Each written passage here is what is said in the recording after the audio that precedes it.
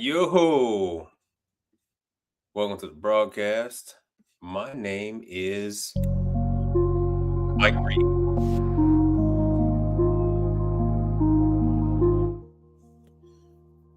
Ah, we are going to let a few people come on in before we get started. Got a lot going on in the industry. It's about that time when things start getting a little dicey, prices start going up, locations start closing. But we're gonna let take this off. I still can't find any freaking glasses. But we're gonna get started in just a minute. Till then, we're gonna go with this. Just remember. Come on down.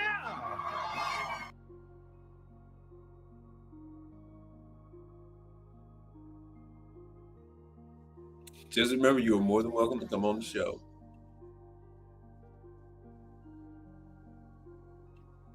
As you come in, like and subscribe to the channel. Subscribe to the channel.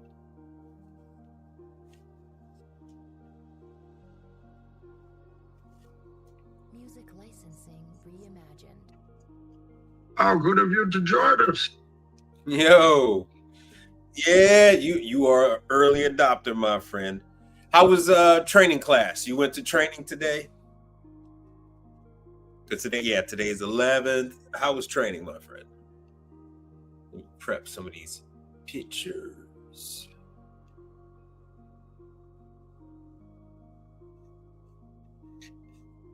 Artlist.io.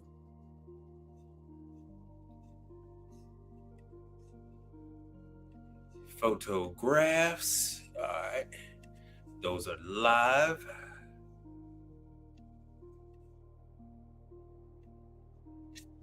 Building it as we fly it. Music licensing reimagined. Let's see here. What is True doing? Yes. So True is welcoming all of you in with 10%. Let me make this a little bigger. Service provider 10.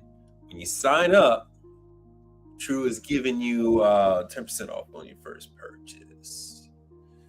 Yeah, it's once you get into training, Music licensing. You really have to figure out where you're going to draw the line at, because the downfall of training is you can get so involved, so wrapped up with the learning phase, you never go to the next step, which is implementing. Because once you start implementing, that's when you start to grow. So now you get to realize what you do not know. Let me make that bigger.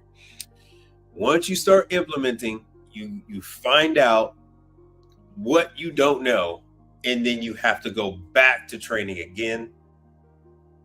I've explained this to many people in the past, and it does take a couple of years for that to kick in. They think they get the training and they're all good, but no. You get the training, you get out there, catch that baptism by fire, and then armed with the information, armed with what you're shaky on, that's when you go back, and now you focus on that when you go back for training.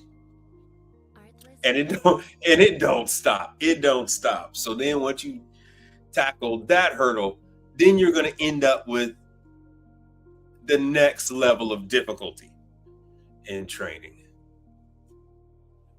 All right, so let's see here. Sir Anthony says, I'm getting my ducks in order so that I can go out and start promoting my business for 2026.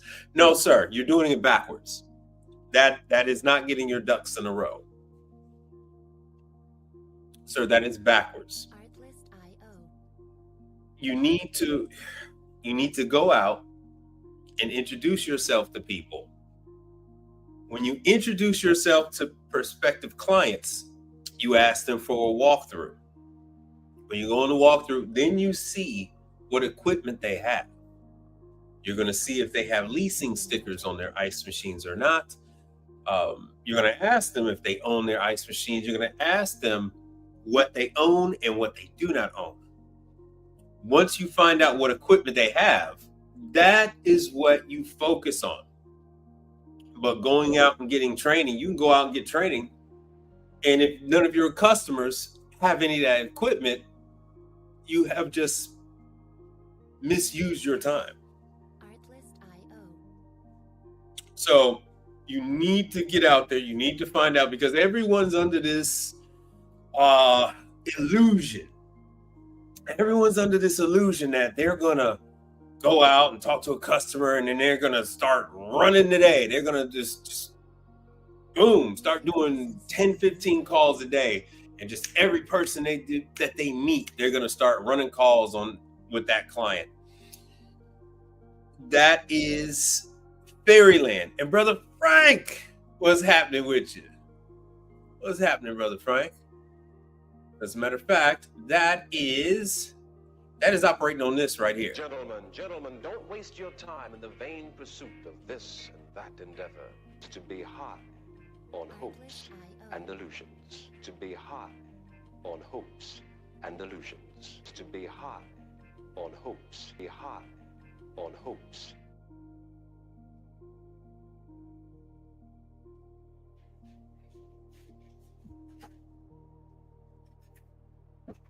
Music licensing reimagined. Yeah, you are running off of hope. You are high on that hopium. Because in your mind, you're under the misbelief. You have tricked yourself into thinking that just because you appear, and now the customer goes crazy.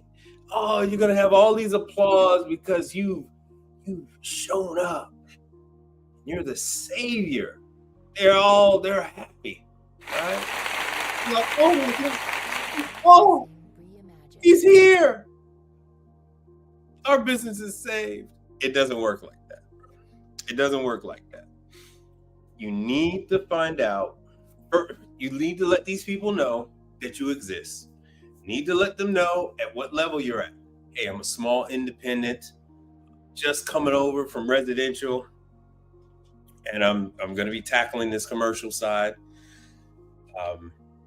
Do you mind if I see what kind of equipment? Do you mind telling me what kind of issues that you have? And if now is a busy time, I can come back another day, another time, and we can go over all this equipment. You can tell me what kind of problems you're having with it. And I would like to be the one to tackle these issues that you're having with your equipment. Because everyone has problems with their equipment.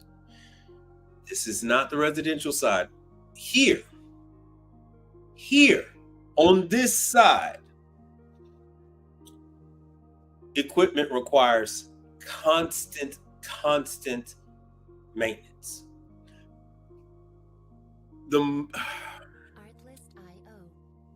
Most service technicians that work for a company are very disgruntled, partially because of the way that they feel like they're treated, but mainly because they are dealing with the same things day in and day out, the same pieces of equipment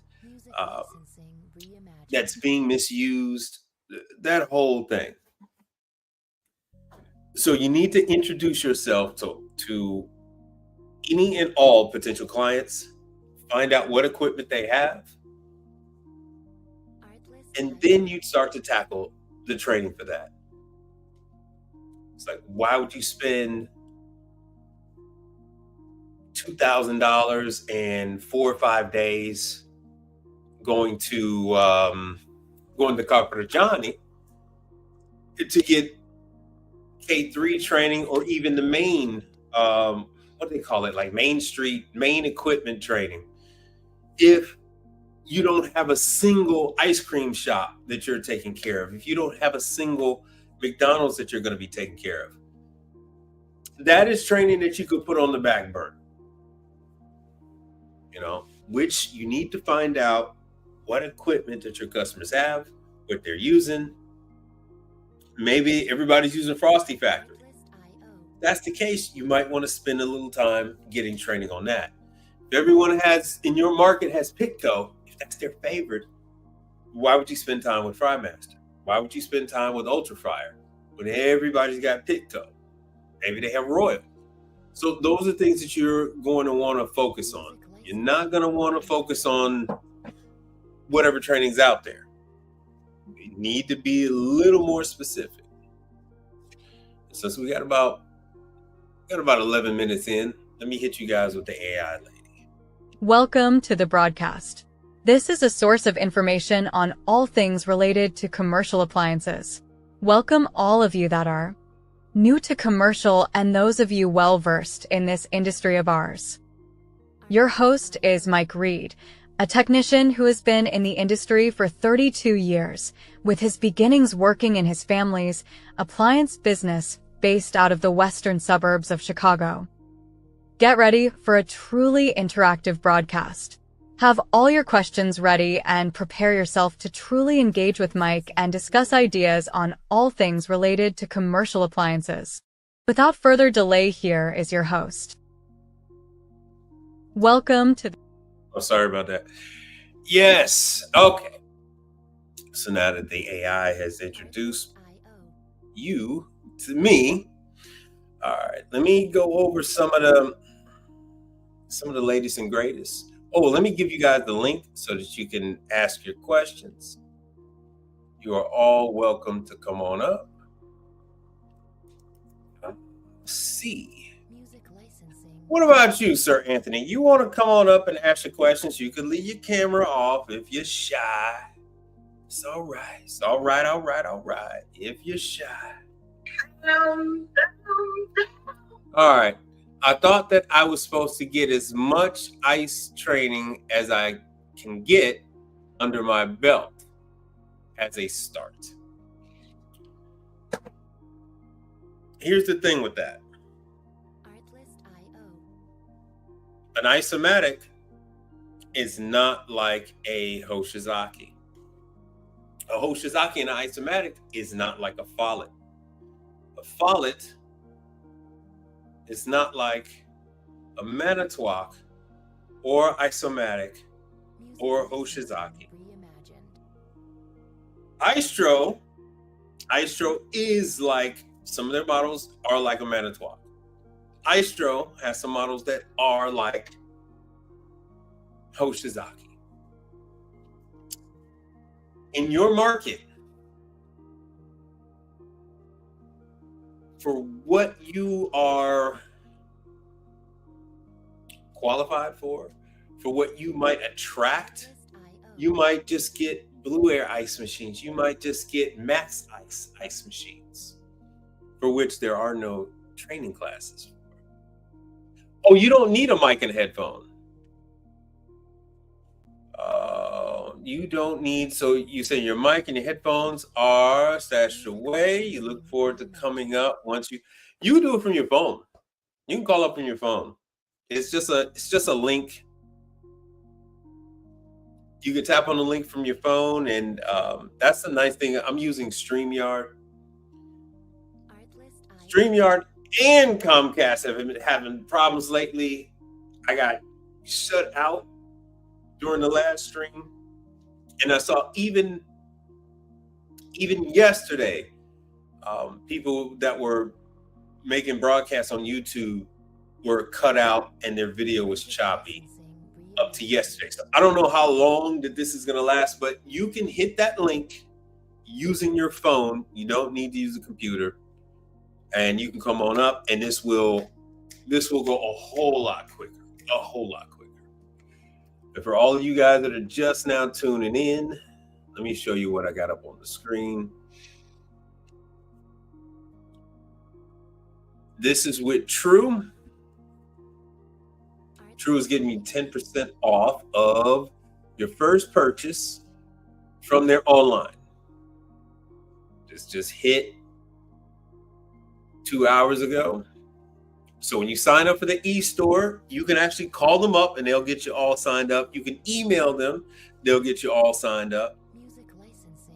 And your first order, they'll give you 10% off. So if you go to True, if you go to their website, you know, they have a whole section for shopping, and you can go on there and get your stuff. There's the phone number. Now you see on the screen, it says 7-year labor, 7-year parts, 7-year compressor. That's only on units that were created like 2 years ago. Maybe 2 years ago. Yeah, I say 2 years ago is safe. Units that were made 5 years ago don't qualify for the 7. That is only on units that were recently made. Once again, I went live, and here's an ice machine I had to clean. I just cleaned this machine 2 months ago. Reimagined. This is what happens when that smoke ends up in the ice machine. I just did this 2 months ago. This is congealed smoke, and you get all that pink. As you can see, you get all that pink slime in there. Artlist.io. I was doing this every 3 months. It looks like I'm going to have to do every 2. Brother Charles was telling me about a guy that goes out to all of his ice machine customers, and he goes to them once a month. So what you do is you just break down the pricing, and instead of whatever price you're doing for every quarter, you would just break that down, and it would be the same charge. You just spread it out over 12 months. Look at that, all that pink and yellow.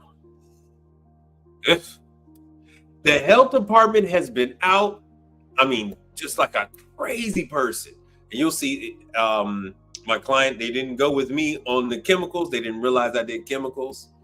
And so they went with Super Sour. Oh, Super Supreme or whatever.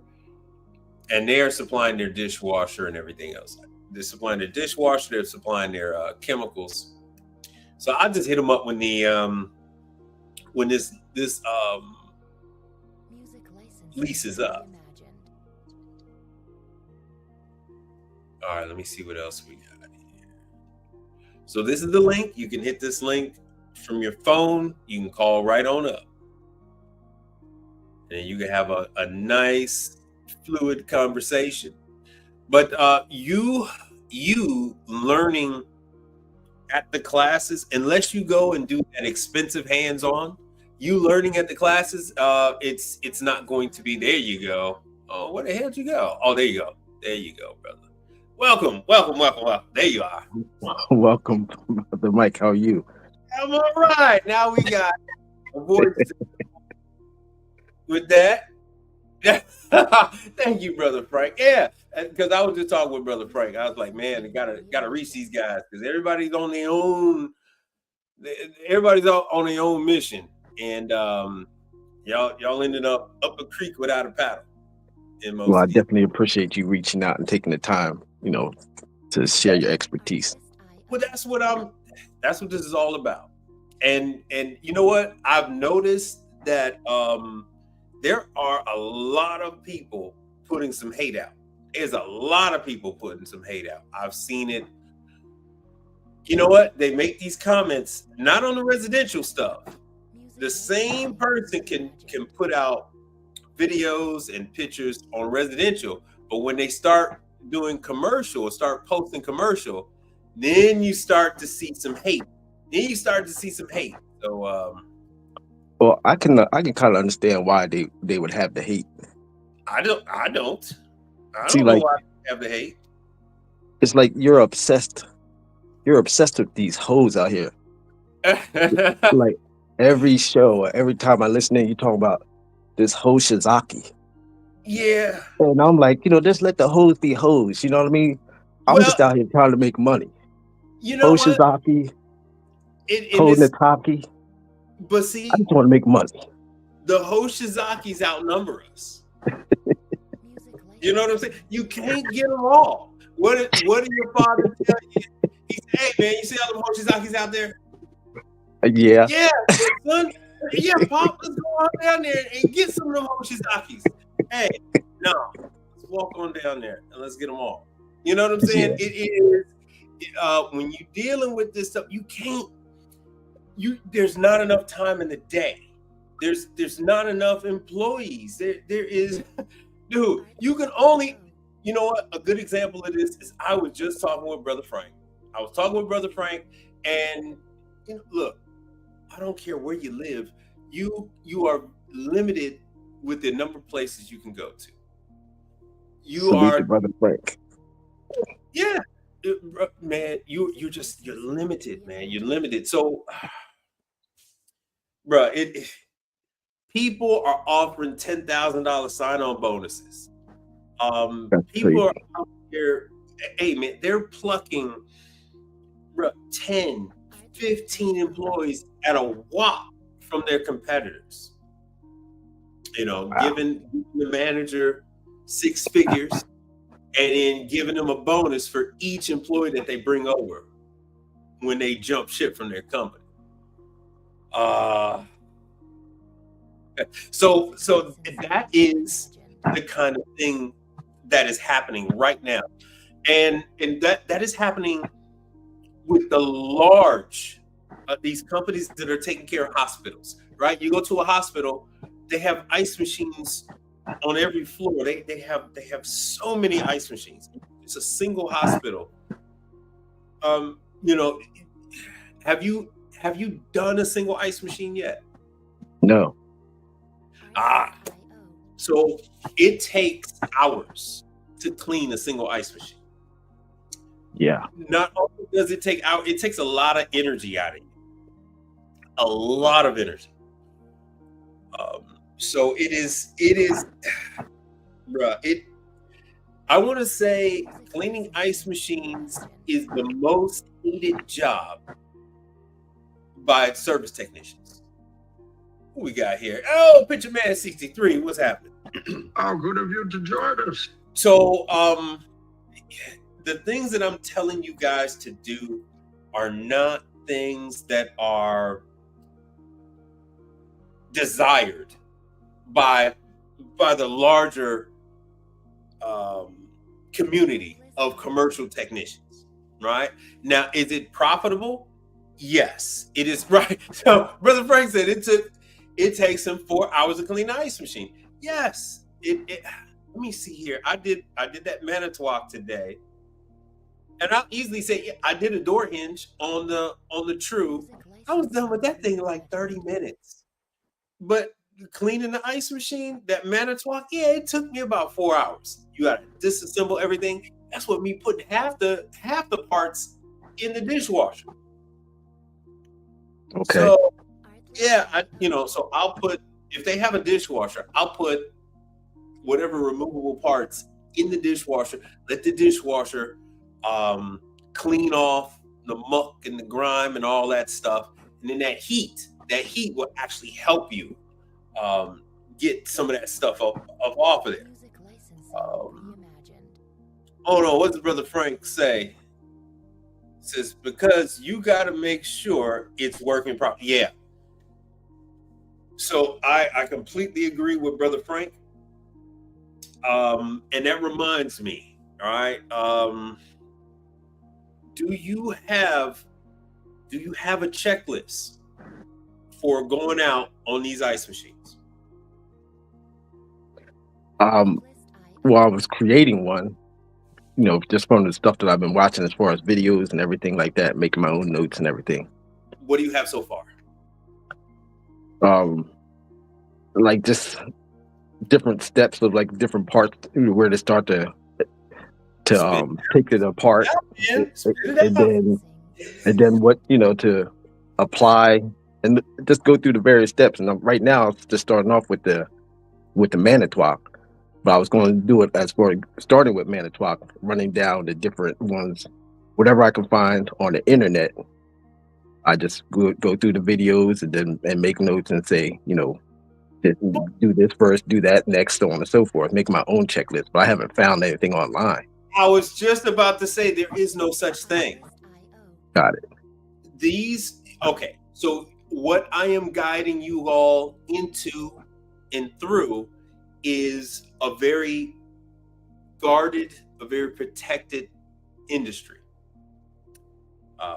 These things, you were here on the last video. You saw what I was showing you. Some of these companies have been around since 1888, 1911, right? These are not, the vast majority of companies are not upstarts. Even the companies that come from another country, they had been around since World War II in these other countries.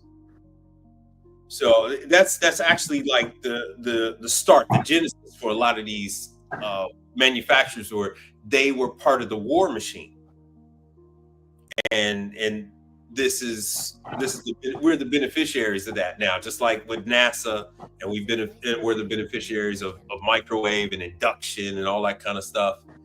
That's the same thing. So what I'm trying to tell you is these manufacturers scrub the internet. I don't know if you remember me telling you that, you know, hey, they threaten these other guys and say, hey, you made a video, you got to take that video down, or we're gonna get you fired.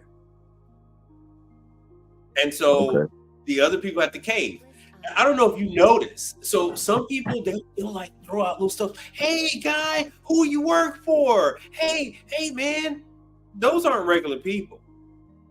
Regular people don't give a shit who I work for. Those are manufacturers. Those are distributors trying to gain leverage, trying to see who the hell I'm working for, how they can shut me down, you know. But when they realize that I don't work for anybody else, I work for myself, those little comments get calmed down. You don't see them. What is the last time you saw someone inquire about who I work for? When have you seen that? I haven't seen it yet. So those things, if you had been watching me from the beginning, every now and then people will come on and they'll ask some of that stuff. But you're not going to find anything on the internet. You're not going to find anything on YouTube. You're not going to find anything on Instagram or Twitter, Twitch, or whatever the hell that other stuff is. I am your source for that. I've signed myself up. I said, okay, fine, this is something that I'm going to do. I put it off over 20 plus years. So I'm here. I'm your source when I come on Mondays and Thursdays. This is when you got to hit a brother up. This is your moment. You say, hey, look, I want to put together the checklist. I don't know if you heard me talk about the checklist. No. Okay, so you, like Brother Frank says, it takes about 4 hours to typically clean a dirty machine. All right, it could be less if it's not as bad. But before you even clean the machine, you need to see that machine make a batch of ice. Yeah, I got that. You are not at the level where you can fix a machine just yet. So you want to make sure that it drops a batch of ice. If there's a situation, so that's the first thing on the damn checklist. Does it make ice? Second thing on the checklist, does it make partial ice? All right, so that's one thing. A very common thing is an ice machine will make ice, and then the ice will not actually fall off the plate. That is when you have to check to see. You have a 50-50 chance. Maybe the ice doesn't fall off the plate because of something wrong with the machine, or the ice doesn't fall off the plate because it's to the scale and the calcium that's on the ice making surface. So you're going to have to see, and if you can't figure it out, you have to tell the customer this, and you need to put this in writing. I am here just to clean the machine. I am not cleaning the machine does not guarantee that it is going to work. But once the machine is clean, any technician will then work on the machine. Like I said before, technicians don't like cleaning ice machines. Never met a single technician that liked cleaning ice machines. Okay. So, and matter of fact, it is like a company policy. Like they won't work on the machine if it's not clean, because now they got to spend all this time cleaning the machine just to get to the point where they can start doing the diagnostic on the machine, diagnosing just is it low on charge, is the chill plate separated, is the evaporator missing its coating. You have all these hosts of issues that you have to check. And are you aware of my viewpoint on photos? Yes. Okay. As many photos as possible from as many angles. You see, I got pictures here on the screen.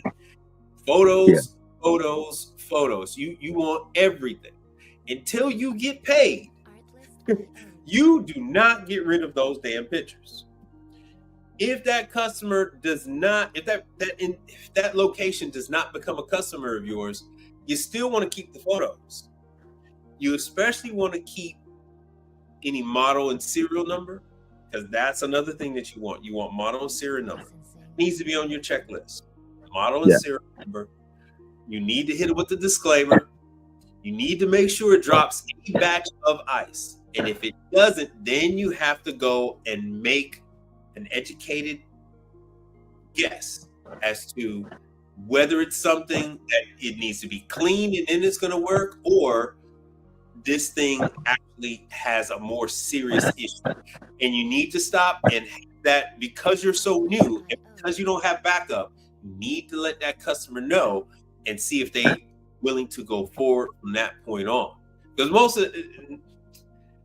I'm going to say over 75% of the time, they're going to say, yeah, go ahead. Because they know it's got to be cleaned anyway. They know it has to be cleaned anyway. And they know that when people come by and it's dirty, they say, oh, no, it's a compressor, and then they run away. So once you make sure that it's you see it drop ice, or that it actually does make ice and then struggles, then you can go from there. So that needs to be your checklist. That needs to be your checklist, and you can use ChatGPT, Grok, any one of them to create the verbiage on your disclaimer. Okay. Mm-hmm. Yeah, you need to relay that information to AI, and then AI can give you a nice little statement, and you print that out and make sure they freaking sign that thing. Make sure they sign it. So it's just one of those things, because you're just starting out. A very, very common thing that these people say is that, oh, this machine was working before you touched it. Yeah. You're like, wait a minute, what the hell you mean the machine was touched? I didn't just magically appear. This thing wasn't working, bruh. This thing wasn't working. And Brother Frank says, yes, because you got to make sure it's working properly. Yes, sir. Yeah, the untouchables. So, you know what? You have to protect yourself. You got to protect your future business. And those are things that you need to do. You could do it all in a night. But the pictures speak 1,000 words. So if there was a case where they say they you damaged the machine, and they take you to small claims court, when you appear at small claims court, you now have what? You now have pictures of the condition of it. You would then have the statement saying, hey, look, this machine only made, it makes ice, but it doesn't drop it.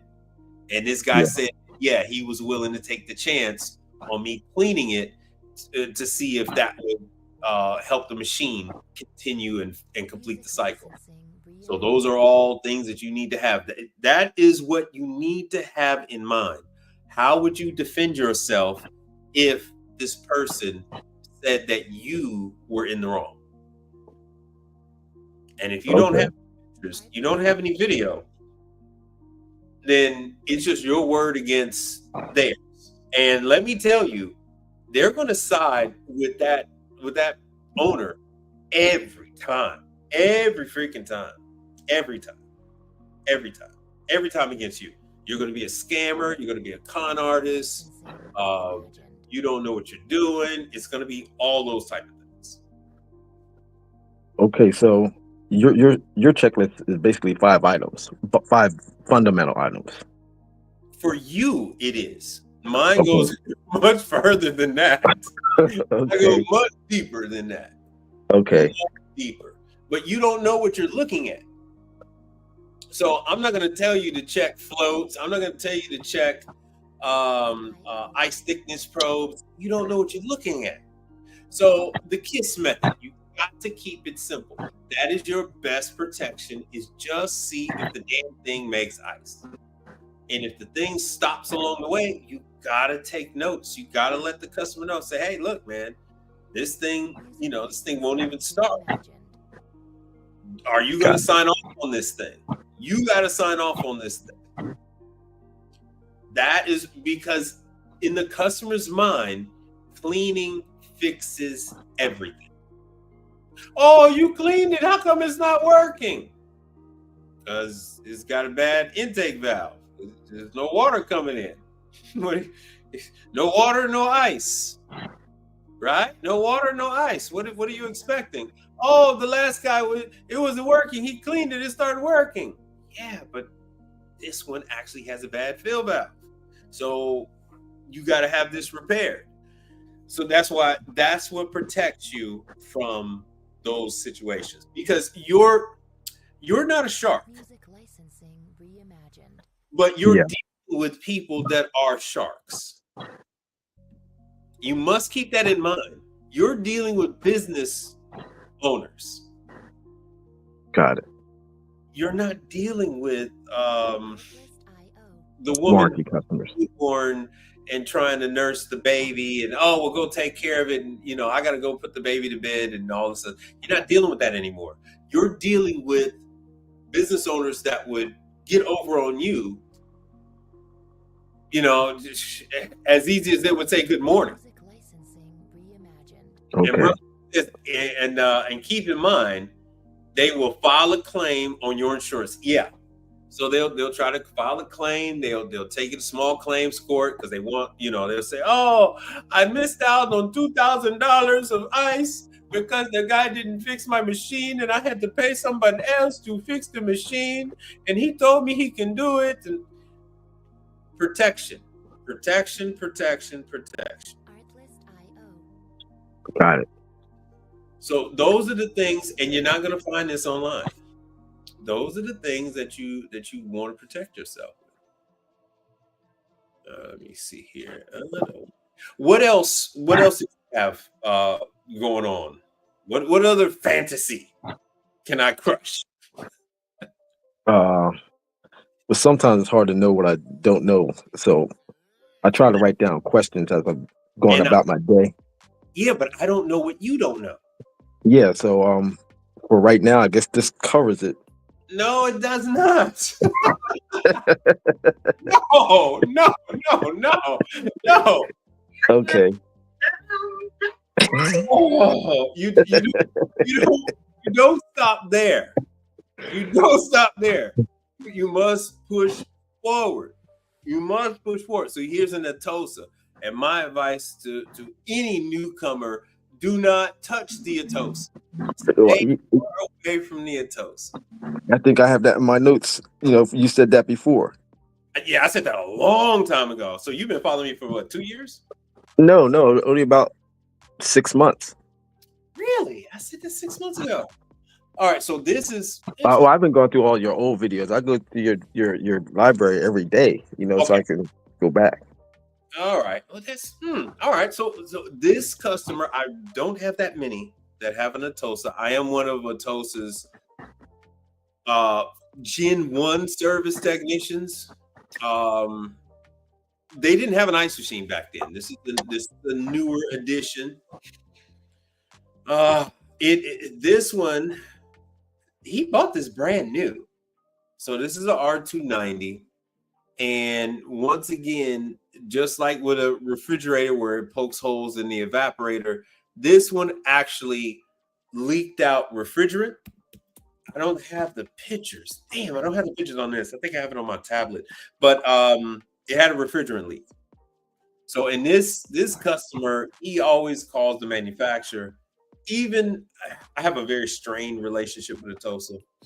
So they recommended someone else to him, even though I'm his service provider for the dishwasher, I'm his service provider for the bar backs, refrigerators, and he knows I do the Atosa, but he still wanted to call the factory instead of asking me. And so now it's been 3 days since ice machine is still down. Stay away. Stay away. This is not for the beginner. This machine, it is unlike most refrigerators. I mean, it's unlike most ice machines in the US. It is pretty much built like a refrigerator. And it just issues. And the Atosa tech support is difficult to deal with. I'll just leave it at that. Okay. You're gonna need to check the health department, right? Whether you reach out to them over the phone or whether you go on the website, you're gonna need to go out and check the health department. That is the best place to get started. Yeah.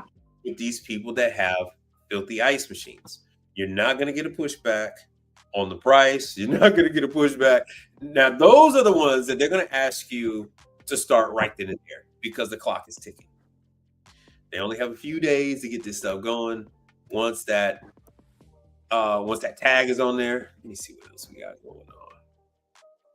Let me see what else.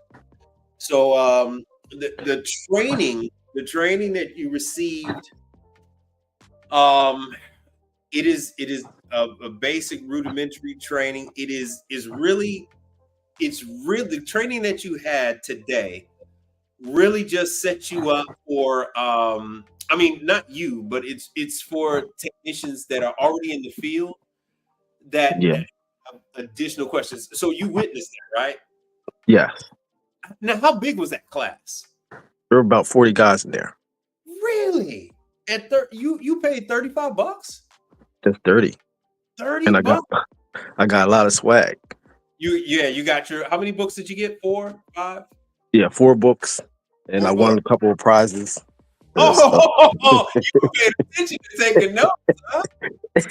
Yeah. Now, I must ask you, did you get up during the break and did you walk to the machines? Did you take a look at them? Yeah. Good. Did you talk to the instructor after the class was over with?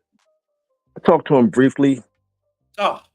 But throughout the class, he was covering a lot of stuff that I guess questions I had at the time. I think you are going to be problematic, my friend. Now, so did you get his business card? I didn't. Oh man, no, I didn't. You would have gotten his direct number if you would have talked to him at the end of class. Let him know that you're new to the business.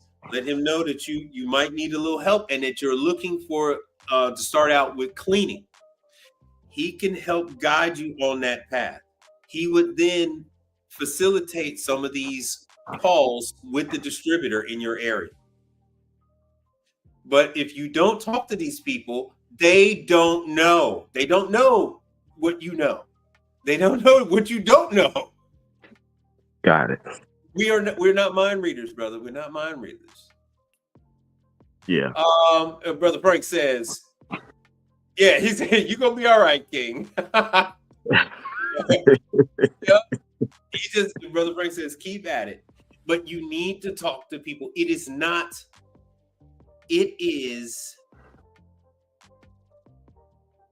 detrimental to you to let people in the industry know that you are fresh, that you are new, that you are learning. They are so sick and tired of those guys that you sitting there. Did you hear how many were complaining? Did you hear how many were moaning and fussing? Yeah, I heard some grumbles. Yeah. Now, that's that instructor, that's what he deals with all the time. He's a one-man complaint department. He's got these guys that want to tell him how they should re-engineer the machine and this weird situation he had, and why did they do it that way, and they should go back to the old style and this, that, and the other. But then you come up and you're like, hey, I'm new to this thing, brother. Their eyes light up. They get a smile comes across their face. You would have thought it was a kid on Christmas. Wow. Because they get to tell somebody something about the business and they're not going to get any pushback. It's going to be, everything that they're telling you is going to be well received. And they don't deal with that. They deal with complaints on the daily. Did your instructor have gray hair? Yeah. This is a very stressful position. You understand? It is a very stressful position. Let's see what other position. Very stressful. And to run across someone who is new to the business, that is open and receptive to learning, that is, I mean, they're over the moon when they run into that kind of stuff. They love it. They love that. And they are going to do whatever they can to make sure you're successful, make sure that you're not frustrated. Now, that instructor, their information is on that list, their email, all that kind of stuff. My advice to you is to shoot that instructor an email and let them know that you attended the class. Let them know that you won the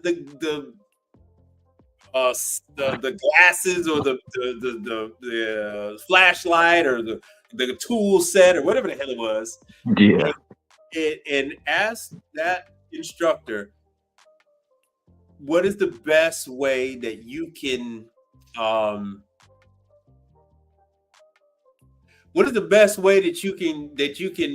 get cleaning jobs from your local distributor? And you know, you'd be surprised. These people remember you. They remember, especially because you're a new face.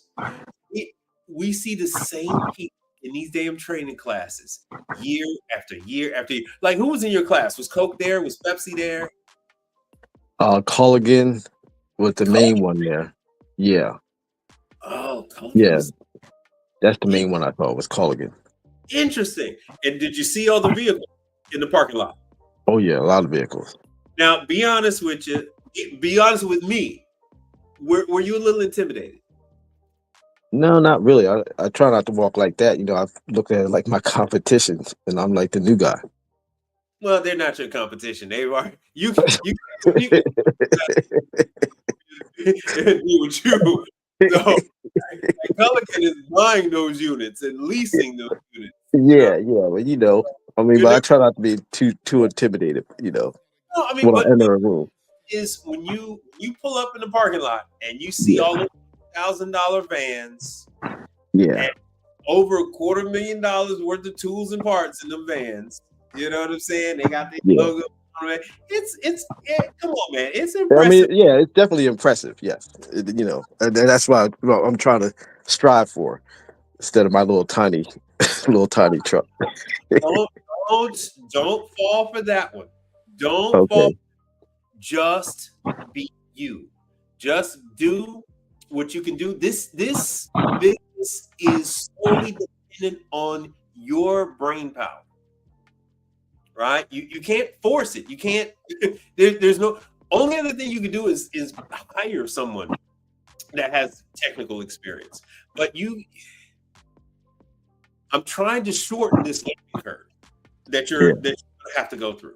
Right? I'm trying to shorten that learning curve, but now you see that there's money in them there hills, right? See, there wasn't a room full of broke people. No. People were struggling by any means. Not at all. Oh, hold on one second. Let me read this one from Ronnie Wagner. I've been watching a few of your videos, and I'm very impressed with the content and sincerity. Thank you. I appreciate that, man. I really do. I had no idea brothers were even online with the tech community, and I've been doing this for 20 years. Yeah. It is a new tech community. I'm new and all in. Yeah. Hey, you are welcome. How good of you to join us. And being involved and being active on his YouTube channel. Well, welcome back. so, the whole reason why I'm here is because there's nowhere for independence to turn. There's no cut path. There's no path to take you from residential to commercial. And there's no way set up for you to even be successful. Once you journey on over to the commercial side, it's very easy to fall into pitfalls on this side. Yeah. At the age that we are all at, I would prefer to not have people have to go through a 5-10 year learning curve. Yeah. Brother Frank says, hey, he says, welcome, Mr. Ronnie. Yep. And Ronnie says hi to everybody. That's nice. So yeah, it's you have a lot. Now let me ask you another question. What do you see as potential clients in your market? The restaurants, of course, like you say, from the health department list. Have you looked at the department list? Yeah. I have a list of like ones that are close by to me and everything, and those are the ones I was going to be getting out there and starting to approach. Well, I thought maybe that. Have you talked to anybody? I haven't talked to anybody. I thought I just wanted to get like the Manitowoc under my belt, and then like I was going to create like a promotional card with some Manitowoc ice machines on there and whatever else. No. I'll just. Yeah, I'm just telling you what my plan was. I know it's wrong at this point, but I was gonna get a little promotional card to go around and so just start approaching them because I know at least I got some level, some starter training on the Manitowoc, and then that would be the only machine on my little promotional, and then I would whatever else I could do, I would just do it. Oh God, no. All right. So scratch the pictures. Your promotional material, what size is it? I was gonna get the larger than the index card. Okay. All right, that's fine. Now, good idea starting with the health department. You don't need to limit yourself as far because you're starting out with the ice machine cleaning. So they didn't even really cover how you clean the ice machine at all. They don't cover that in training. They don't cover that in Hoshizaki training. They don't cover that in Manitowoc. They don't cover that in Scotsman. They don't cover that in Isomatic. I already know the answer to this, but did you ask the trainer during the break, could he take one of the cubers apart and show you how you should clean it? I didn't ask him because I watched enough videos so far, plus yours and a lot of other guys that I think that's pretty simple. Oh, okay. So you didn't even take a machine apart when you were there. He did take some things apart, but it was stuff that I'd already seen on video. My friend, no. Oh no, that's twice already. Words have meaning. Words have meaning. See, this is why I wanted to go on because there's a lot you're right. missed.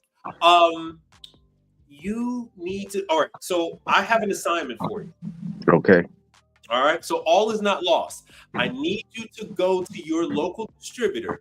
You're gonna have a Manitowoc on the floor, and I need you to take the unit apart. The cleanable items. There are parts that you take apart without tools. I need you to take those apart. And they'll just let me. Yeah, you just tell them you want to take you're getting ready to do a cleaning and you want to practice taking the damn unit apart. Got it. Yeah. If anything, like I said before, you contact that trainer. You let that trainer know you did not express to them that you were fresh to the business, and you were a little short-sighted and didn't take the time at the end of class to actually physically put your hands on the equipment. You need to physically, once you put your hands on the equipment, right? It pales in comparison to video. Got it. Like when I take someone out, like I'll give you an example of my wife. My wife was like, "Oh yeah. Oh, I'm gonna go and I'm gonna get a couple people together and I'm gonna do a cleaning business, right? We're gonna do the ice machine cleaning." I said, oh, "Okay, all right, well, come on with me." And I took her on an Isomatic, and she couldn't get the unit apart. She couldn't put the unit back together. I took her to a Manitowoc. She couldn't get the unit apart. She couldn't put the unit back together. Okay. So, these things need to be the last thing that you should be doing is trying to learn and getting a feel for this stuff on location. You don't have to do that. And Jacob's here. You don't have to do that. You can go to your local distributor. You can call them first. Then they can set up a time, because the stuff is on the floor. They'll tell you which store has Manitowoc on the floor, and that they say, "Oh yeah, sure. You come by on Tuesday, or you come by anytime. Yeah, just if you have a problem with it, one of the guys will put it back together, or so on and so forth. Whatever." But you contact the trainer. Let them know that you didn't think to ask him at the time, it hit you later, that you would like to go out there and try your hands at trying to take off the water trough, trying to take off the, all the cleaning parts, all the parts that are used for cleaning. Those are the ones you need to practice taking apart. And so Jacob says, hold on. Sorry, Anthony. Jacob says, most manufacturers don't show how to clean any ice machine. Learning how to disassemble them units is step one. Right? That's true. Step one. So you can learn how to properly clean. Please use nickel safe cleaner. Yeah. So I'm gonna that is excellent advice. I'm gonna take it one step further. Use the cleaner that the manufacturers recommend for that model. Right? So on the Hoshizaki, it's more expensive, but use the Hoshizaki ice machine cleaner only on the Hoshizaki. Use the nickel safe cleaner only on the Scotsman 1. Use the Manitowoc nickel safe only on the Manitowoc. And every manufacturer is going to give you a reason why. And that's because some have a nickel plated coating, others have this spray on, like copper, bronze type stuff. And I've gone to locations where people have used bleach and they say, "Oh, the stupid ice machine don't work. We cleaned it." And I go, and that evaporator chill plate it's grayer than any Hoshizaki chill plate I've ever seen in my life. And the chill plate is like a Isomatic, and it's supposed to be the shimmering gold color. And when I get there, it's this one metal gray. I'm like, oh, I look in the bin. And it looked like somebody was panning for gold in the Colorado River. It's crazy. And I have to tell these people, hey, this unit is shot, and this ain't covered under warranty. This is done. It's done, son. It's done. It's done. It's over with. So all those things matter, but make the phone call. They will oblige on it. It's not a big deal. It's really not a big deal. It's the whole reason why they have a machine on location. Yeah, they have one. They have one. Well, a couple on the floor at the URI, and I got a pretty good rapport with the manager there. I think you're right. Let me on the floor and do what you're saying.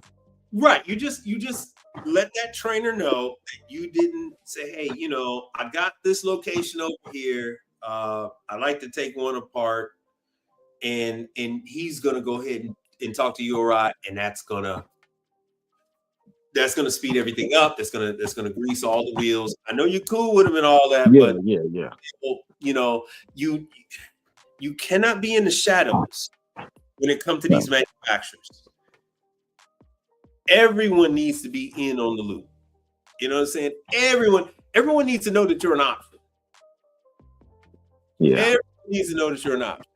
And so let's see here. Jacob says you can charge more for labor and tell them you'll cover the cost of the chemicals as the carrot. Well, I actually don't even play any games, right? So I had the Manitowoc today.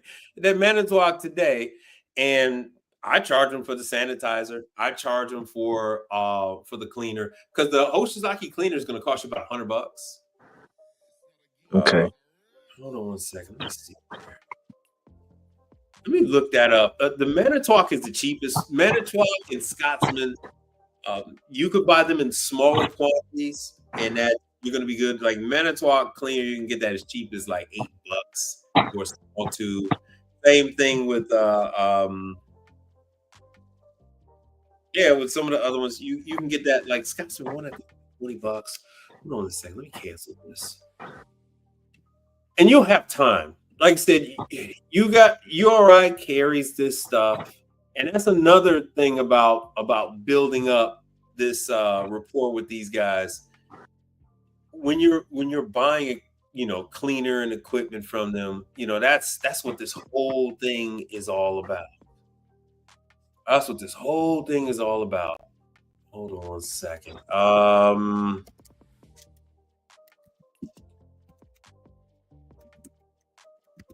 Let me see what the Scotsman one. Yeah, Scotsman one, you're looking at, $23, 30, 47, 59.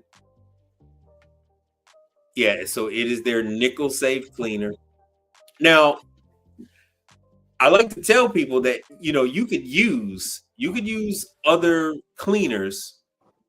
Hold on, let me go back to you could use other cleaners on the components that don't touch the ice. Caveat to that is you have to thoroughly rinse them off. You don't want any of that chemical coming in contact with the cleaning surface, because they are specially treated cleaning surfaces. Okay. Jacob says, I got rid of that, but he said, you can do it, man. I used to have the "you can do it" from Waterboy. I don't think I have that anymore. I got rid of it. I used that, the Rob Schneider "you can do it." I used to have that. I don't have it anymore. But so to conserve on that Scotsman one, to conserve on some of that Hoshizaki cleaner, you can actually use commercial. You can actually use bleach. Like, this is on the plastic. This is on different surfaces. Nothing that's going to come in contact with the evaporator plate. That you can do that, and then make sure you rinse that off so that it doesn't come in contact with the evaporator chill plate, any of that stuff. Because as I said in this earlier story, it will wash away their protective coating. They specially treat it. What you went over that in class. Yes. I know what the class is. I can give a class verbatim. I got so many of these, brother. I got so many of these. Didn't I tell you were gonna get one? You have all your notes you're gonna take, brother. I can give a class in my sleep. But that class is geared more towards technicians that work on it every day and have been working on it for years. It's they update us, but for you, like I said, you need to actually put your hands on the machine. It's going to do wonders for you. It's going to reduce your stress level. I'm telling you, man, you're going to get over there. You're going to be working on that machine. You're going to think you're going to break it. Right? The instructor went over this one. You know what this one is, right? Yeah. Yes. You know what that one is. He went over that. But when you actually do it, it don't feel right. Got it. It don't feel right. when you go ahead and you try to take the ice shield off, ice guide, it's gonna feel like it's gonna break. And there's an actual technique to it. It takes, and it's not something that's gonna come to you in a year or 2 years. It takes years before you actually get to flexing and twisting, and it becomes a motion. It becomes a motion where you start doing it. But you're not gonna have that motion. You're actually gonna have this hesitation. You're gonna be hesitant to actually do what needs to be done because you have this fear that you're gonna break this plastic. Everybody has it. You should have seen when I went to the very first isomatic class for the new Ice Elevation series, brother. Everybody just knew that one of us in class was gonna break the pieces. Wow. So, and these are guys that have been doing it for 20, 30 years, and they're, oh shit, that's gonna break. You know, it is just the way it is. So whenever you get a chance, that needs to be first on your list before you do your marketing material, before you do any of that stuff. Man, talk to them about when you can get on over there and put your hands on the machine. Okay. Like we were talking about with Hoshizaki, you need to put hands on hips. You know what I'm saying? You have to put hands on hips. I mean, yeah, you can see videos, but when you actually get to doing it, it ain't the same as the videos. It ain't. Everybody think they're gonna be, the next big thing, and it's gonna be like the videos and bow chicka wow wow. No. It's a very ugly affair. Very make it look good. It's a very ugly affair. It's not pretty. It's not pretty at all. So my advice to you, do yourself a favor and go on down there and practice with it. They sell those units off as a matter of fact, they're going to be selling those units off in another couple of weeks. And Okay. They're the distributor. So if those pieces get broken, they get paid for it. They get paid for it. That's a warranty item. So they don't care. They really don't care. Oh, and do you have your number? Did you get you have your account signed up, right? So now you can get paid on your Manitowocks. Yes. Okay. So there is nothing wrong with turning down a call. There's absolutely nothing wrong. If somebody calls up and it's something other than a keypad or other than like the ice guide is cracked or something, there's nothing wrong with those calls down. Nothing wrong with that. Do you do any refrigeration work at all? Well, I'm working on. Well, no, Okay. but I'm working on the 6 and 8.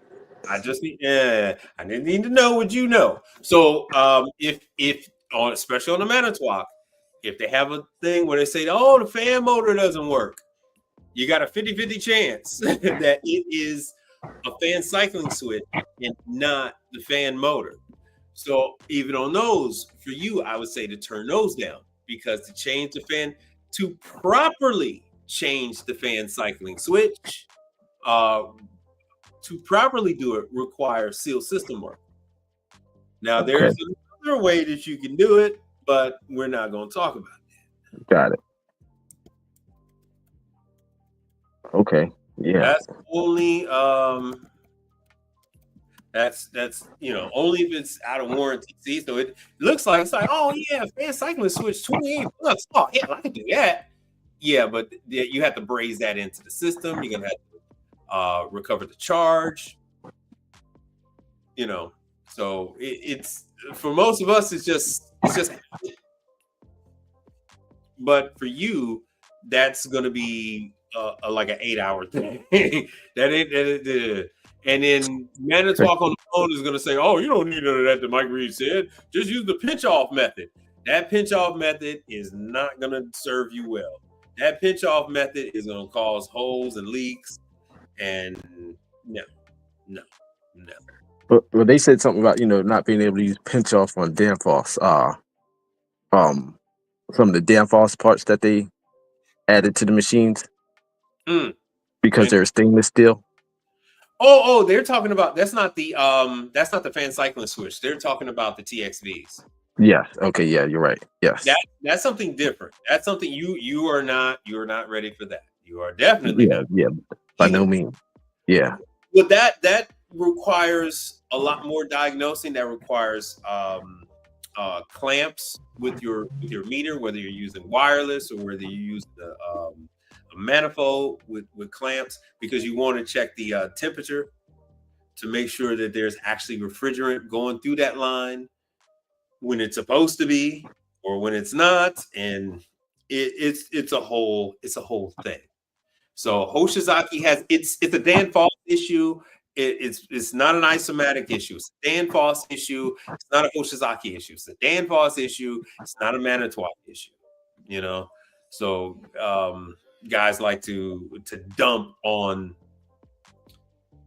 the company that's actually using the components. It's like dumping on a car manufacturer for having bad transmission, and they didn't make the transmission. It's like it's not their transmission; it's somebody else's transmission. Yeah. So this is a very simple thing. So that controls the flow of refrigerant, and when that happens, once again, with the checklist, they got bad TXV, and it is not. The TXV is sticking and it's not letting refrigerant go through to melt the ice off the evaporator chill plate. The ice gets stuck to the plate. The ice won't drop. You are not going to be able to fix that. If it's still under warranty, then that's when you let somebody else do it.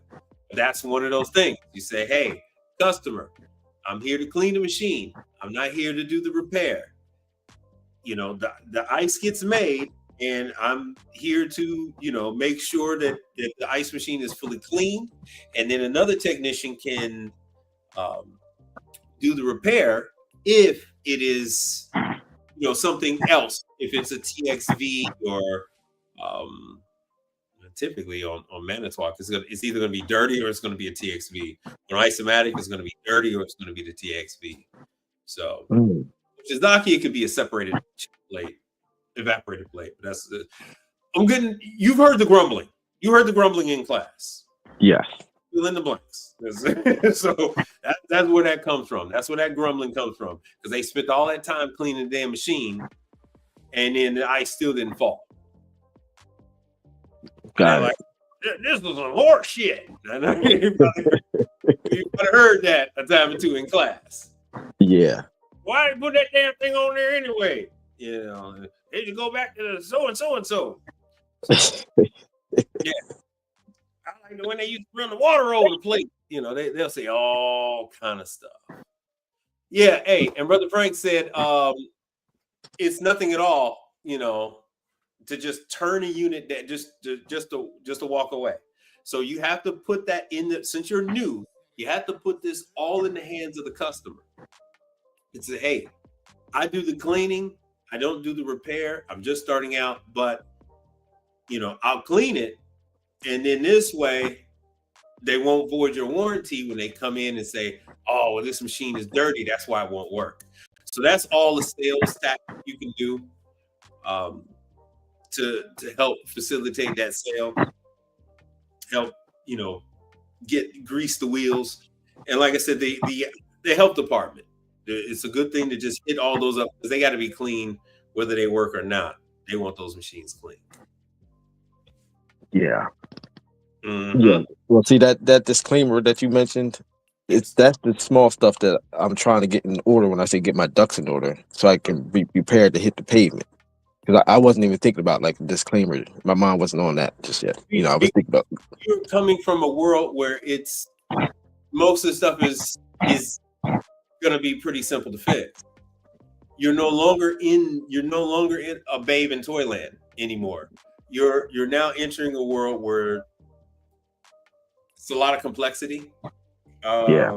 It is not designed. It's it's just a lot of complexity to the not compared to what some of the other guys deal with more industrial equipment, but at this level, yes, it is far more complex than an ice maker inside of Samsung or LG or Liebherr or Bertazzoni fridge.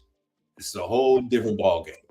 Whole different. This is even more involved than a Manitowoc. I mean, than a Marvell undercounter. Is more involved than a Uline undercounter. So it's you need to protect yourself because the customer is going to say that you did something to their machine was fine. That's why you have to have before and after. You want to take pictures of the machine and the bin. Even if there's ice in the bin, you need to take a picture of that ice. Because you will find that ice isn't from that machine. They've actually ordered ice. They've had to buy ice. Oh, okay. Just because you see ice in the bin doesn't mean that machine is working.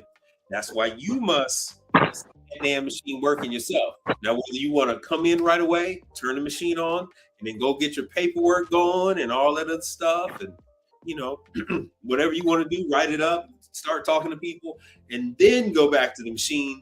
About a good 15 minutes later, if it's a isomatic or Manitowoc, you can go back to that machine about 15 minutes later. If it is a Hoshizaki, it's going to be about 45 minutes before you need to go back to that machine. So now their display won't tell on the machine in some regards? You went to class, brother. Well, I mean, so that's what I'm saying. So to class. I got your checklist. We're definitely going to take pictures and everything. That covers our butt. But even still, they can't cover but so much. I mean, if their machines taking long cycles and all that stuff, it's going to tell on itself. Okay. Now, I'm not going to beat up on you too bad. Glad you called up. So you get one. You get one.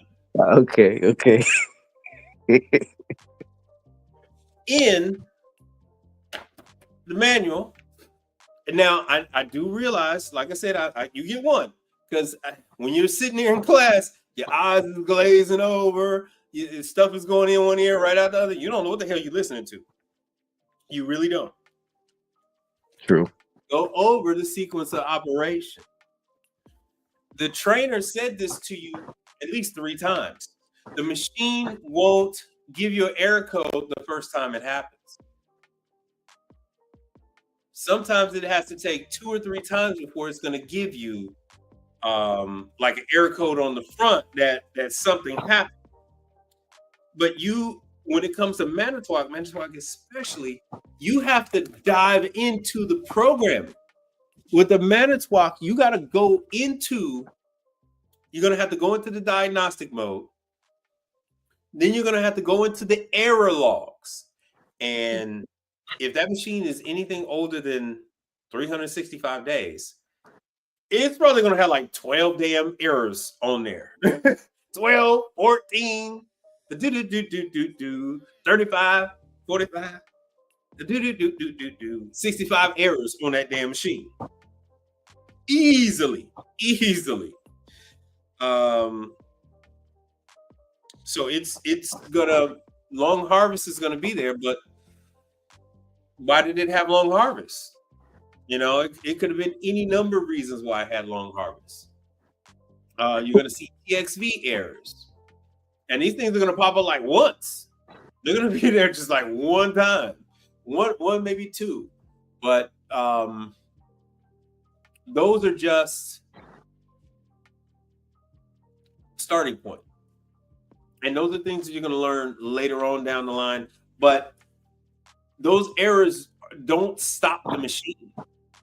Often what happens is, especially if it's a long harvest and the machine shuts off, the customer just comes by, machine's off. What the hell?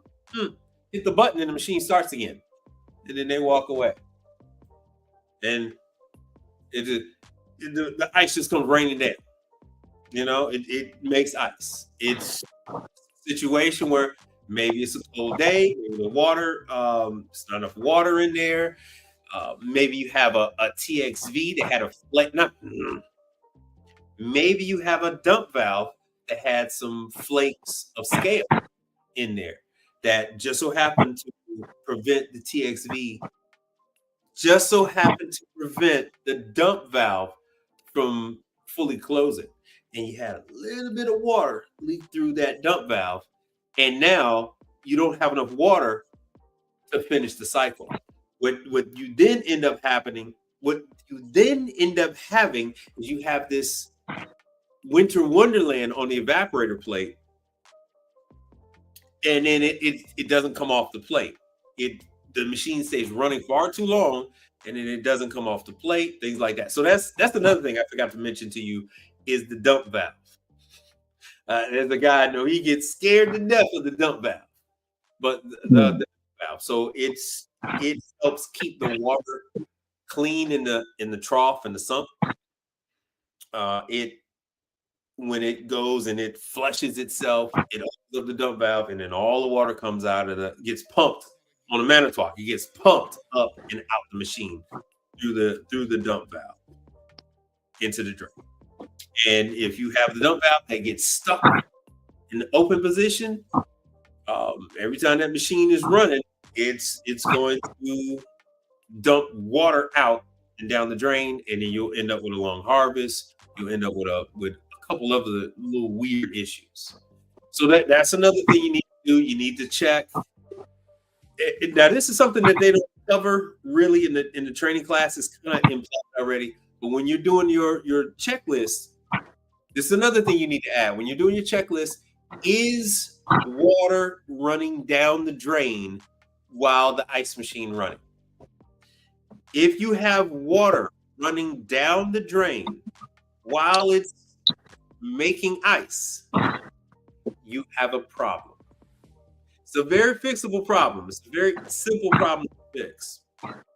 Very easy. But these are all things you need for your checklist. You need to notate. That's going to facilitate repair. That is not part of the cleaning. Repair and cleaning are two separate things. Yeah. When you get your oil change, you don't get a car wash with the oil change.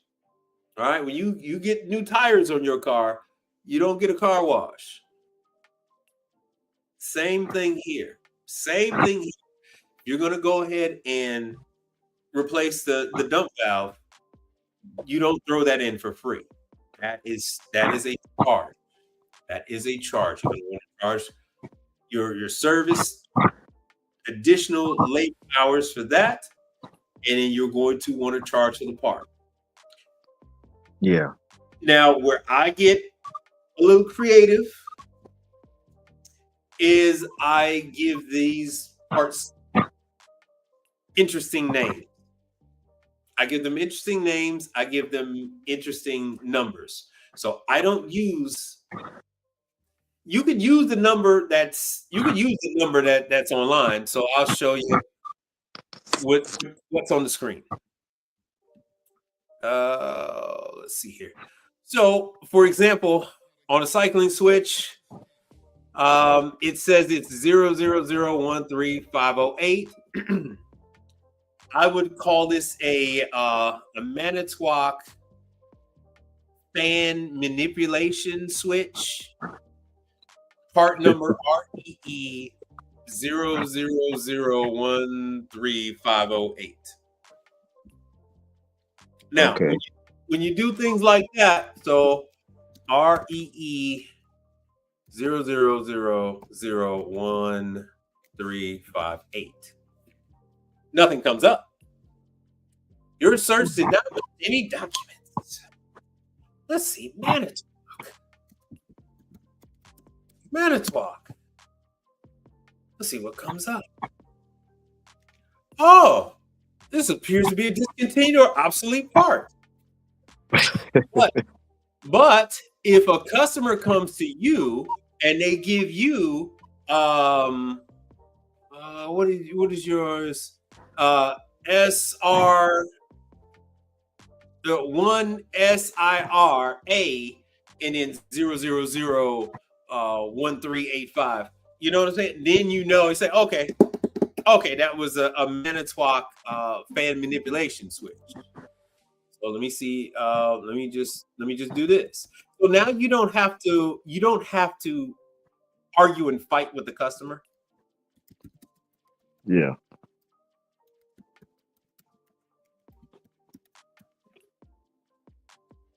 Well, that still came up when I said fan manipulation switch. So that was still too close. So I mean, like I said, that is actually what it is. It's a manipulation switch. It's manipulating the state whether the fan is on or off. It's manipulating the fan. So you would even have to say something else because that's coming up with the damn cycling switch. I guess that's the AI kicking in. Fan control. Let me see what comes up. Still pretty close. So you know what I'm saying? You Google, do a quick little Google search. Fan. Let's see. Let's do man switch. Ha! That's a little better. It's a little better. It's a little better. Little better. Let me try. So as you see, you're gonna have to play around with it a little bit. So you're not lying. It is what it is. You're gonna use a different descriptive term. And that prevents the customer from saying, well, I'm selling it for $35 on eBay. Fuck you, damn eBay. Okay? This is well, I'll buy the switch. Get these customers. I'll buy the part. Give me the part. Hey, here it is right there. Oh man, I can't find that part. Yeah, I know you can't find it yet. I know you can't find it. But here's the thing. Now, if they call up Manitowoc, the guys that answer the phone and tech support are gonna laugh and say, "No, they're gonna recognize the number. They're gonna, skip all the rest of the stuff. They're gonna recognize the 000138555. They're gonna recognize that part. They'll be like, oh, okay, no, man, we don't have any part numbers like that. They're not lying. They know what the hell part it is, but they don't have any part numbers like that. That's it is what it is. You need to protect yourself from these unscrupulous ass customers. Yeah. Because they will play these kind of games with you and all that. Oh, I'm pretty sure I can find the part somewhere else that is cheaper. I find it cheaper. No, my friend, you're not going to go to do that to me. I give them, a little coded language. You know how to do it. Yeah. So, you're going to give them a different descriptive term for the part. And you're going to want to check it because you don't want it to be so on target that it just pops right up. It defeats the whole purpose. So, let me see here.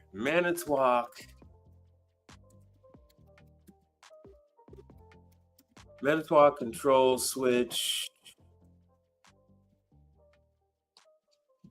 Let me see here. REE 0000138. What the hell did that thing come up with? I forgot. See, that's still coming up. That's still even the control switch. So, like I said, sometimes it's a little harder to come up with that. A little more difficult to come up with some of these descriptive terms. The more you really couldn't see it that well. But the more you are involved with the business, the easier it's going to be for you to come up with a colorful term for this, a term that's all your own. And let me just tell you, everybody does it. Everybody does it. So when you go to All Points, and you go to All Points and say, I need a Manitowoc fan control switch, they're going to give you a different part number. Mm. And you say, oh, what's that? Oh, that's our part number. That's our part number. So, but if you give them say, hey man, I want to say, hey man, I want this part number. It's as a matter of fact, see, it says it right here. MAN 0000013508 pressure switch. But that's not the part number. The part number is 0000013508. Okay. Mm-hmm. At all points, it's completely different. So let me allow all.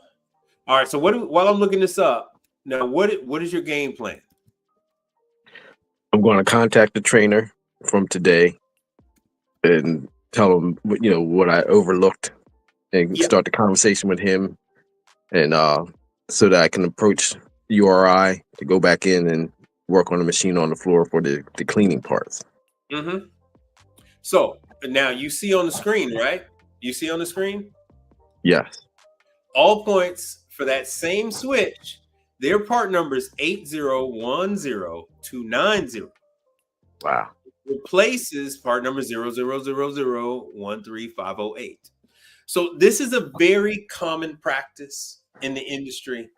For when you sell a part, you sell it as your part number. And see, they say they got in Arizona and Vernon Hills, so they just says, "Fuck Mike Reed. We're only gonna keep it in Chicago and Arizona." They get me to buy a part. I don't buy the part, so it's not like that. Screw them. And this is how it is with all points. See, they have their own numbering system. So you give them the Manitowoc number, they're gonna swap it out with an all points number. Okay. So this is not unusual in any way, shape, or form. See, when I put in that part number, it comes right up. And this is one of their other divisions, global industry. Oh, global industrial.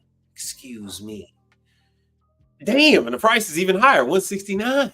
See how the prices are, because prices all over the place. And that's another thing. Don't fall into the trap where the customer says, "Oh, what's usually the price?" Hey, man, it's like the stock market. What do you mean, what's usually the price? The prices are all over the place. What were you paying for gas last week? Yeah. Right? What was the stock price of Amazon yesterday? It ain't the same as what it is today. I can guarantee you that. What's gold selling for? I mean, hardly anything is the same price day after day. How much is a head of lettuce? This stuff, it's never ending. I hit them with that. Don't be afraid to hit them with logic. I'm learning. To hit them with the truth. That's all it is reality. So the same thing I'm telling you, bar none, that's what I tell to the damn customer. How you gonna ask me some stuff like that when you don't even know how much eggs are gonna be when you go to the store? You can tell me how much eggs are gonna be tomorrow. Shit, then I'll tell you how much this damn part is gonna be tomorrow. Shit. How about that? Oh, you okay, my friend? Oh, yeah, you're so right. Oh no, I don't know what that was thinking. So, it is what it is. I mean, you don't even know what the price of gas is going to be from gas station to gas station on the same ride that you take every day going from the house. Yeah. How often do you use that damn site, Gas Buddy, and all that other stuff? Because it's crazy. Prices are crazy out there. Nobody could figure out what the hell these prices are, much less if they have the stuff in stock. Yeah. So I go through that long rant just to let you know you got to be a little more comfortable with this. You're going to get pushback. You want every single advantage, and part of that advantage comes with being comfortable with the equipment. Yeah. Most people don't know how to take the equipment apart or put it back together. You need to tackle that. That's the next thing you need to do. And at the same time, it's the next thing, but at the next step that you need to work on is to talk to these people. You need to talk to these people. You don't need to spend now with these index cards that you were doing. How are you producing these index cards? Well, I'm going to get a design first, and then they have them printed up. Like I told you, I was going to have the machines on there and make it look nice. Why? And then have my company information. Just trying to be professional. Are you inviting them to a wedding? What is this shit? What Well, are you you know, doing? just so I wouldn't, would look, try to look the presentable. No, you don't know. No, because no company does marketing. None of these Got companies do marketing. You think Okay, who did you say was there? Was Culligan. Culligan? Yeah, Culligan doesn't do marketing like that. Culligan doesn't. No, Culligan sends a person in flesh and bones, and they go to a facility and they talk to people. got it. Right? All their marketing material usually has some kind of signage attached to it. yeah, I'm gonna leave this with you here, and you sign there, and you give me a call. That's how that works. That's what their stuff does, because these people don't give a damn, right? All they want to know is, can you get here when we call you? How much was it? Right? They want to know how much it's gonna be. They want to know what the prices are. But you don't even, the people you're trying to talk to, you don't even know if they have an Isomatic or a Manitowoc. You don't know if they have a Follett or a Scotsman. You don't know what they have, and you over there trying to spend money. Look here, man.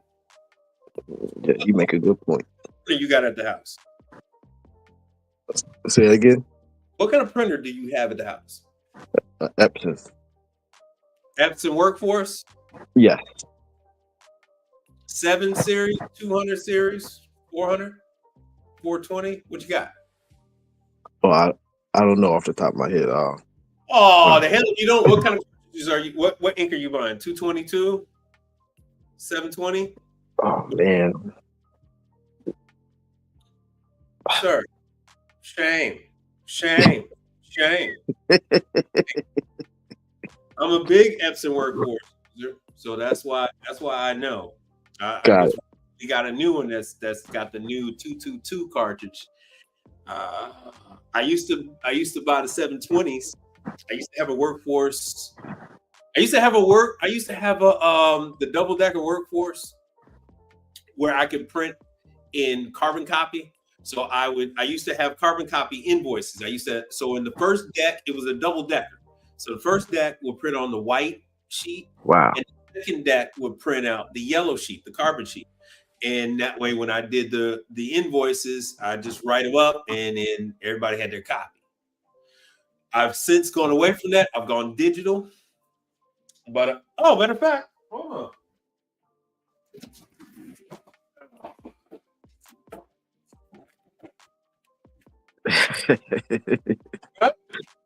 So I just got this one. It was in the van. This is the XP52.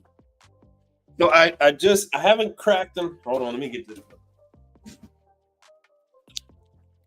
I gotta get another black. Oh no, I do have a black. Shit, I'm missing one. I think I'm missing the yellow. I gotta get my yellow. Yeah. See, now I don't know the numbers. I just know that not off the top of my head. But those look just like mine. Okay, so my advice to you is to Walmart has the little bullshit. Remember when we were kids and the teacher used to have the paper cutter? Yeah. So you already have a Epson Workforce. You use Apple, or you use, what are you using? I'm just a regular Microsoft. Okay. What they call it? Use your Microsoft Word, or use Adobe, use Canva, whatever the hell you want to use. And go ahead and just print out some of these homegrown marketing pages, cut them in half, and then you go ahead and hand them out. Do not go through this added expense. And the fun thing is, once you design your marketing material, you can always send that PDF to FedEx, UPS, You can send that to Walgreens, CVS, and they can print out your stuff. Yeah. That was my plan. You know what I mean? Just do a regular sheet for right now. Just do a regular sheet, in a regular sheet, because most of these people are going to take your paper and put it in a shelf, put it in a drawer somewhere. I've had customers call me 2 years later because they found my marketing material in a drawer somewhere. Yeah. They took over. My stuff was there. They call. Now, I've had other customers that I've given them my marketing material. They had it. They call the manufacturer, and I show up. And I said, wait a minute, why don't you just use the material I gave you? You gave us something? Yeah, I gave you something. I gave you a rather nice something. Yes. But still, they call the manufacturer. So you want to cover all your bases. But don't spend a lot of time on this particular part of your marketing. Got it. It is all about face-to-face. You really essentially want a vehicle to give them your contact information. Put a QR code on there. Put a QR code on that sucker. You know how to get a free QR code, right? Yes. Get a QR code so it has all your information. Your phone number isn't a personal phone number, is it? Right now it is, yes. Okay. Well, I have a Google Voice with too. Okay, I was going to say you can go with eVoice, you can go with Google Voice. Well, like Google Voice, you got your notice that they are grandfathering us, and they're eventually going to get rid of Google Voice, right? Yes. Yeah. So, like, I have eVoice, and I got a bunch of other like online numbers, because it's when you have all these other online numbers, now you know where your marketing is coming from. You know what's working, what isn't, right? Yeah. So maybe you might have one. It's the same thing that Google does with their targeted ads. They say, "Ooh, you put out 4 different type of ads, and in this way you see which ad has better adoption." And you can do essentially the same type of thing with your marketing. You can see like which phone numbers are more attractive to people. Some people like to see the 800 number. Some people want a local number. Some people want to see both. So you do have that. Now, what have you done with your insurance?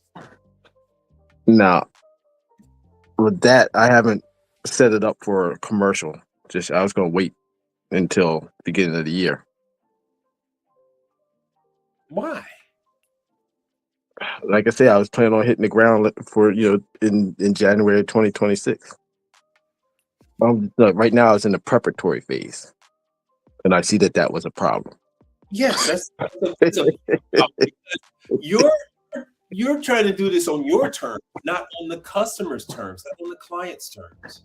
What happens when you go to the client and they say, "Oh, we have an arrangement with Mike Reed, and that isn't going to be done until February.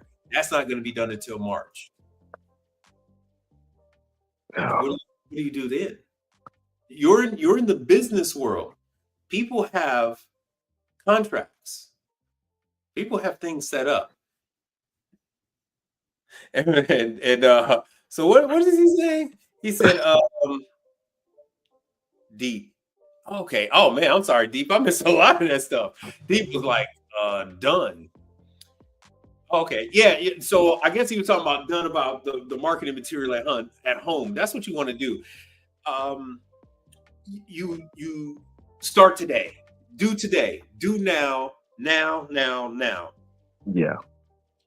Because you also need to find out what is going on out there. Yo, Deep. Yeah, we're good, man. I don't know about how you are. Friends. Yep. Just because you give them your information doesn't mean they're going to use you that very same moment. You start today. It's okay to tell people, yeah, I'll put you on the books for January 1st. Sure.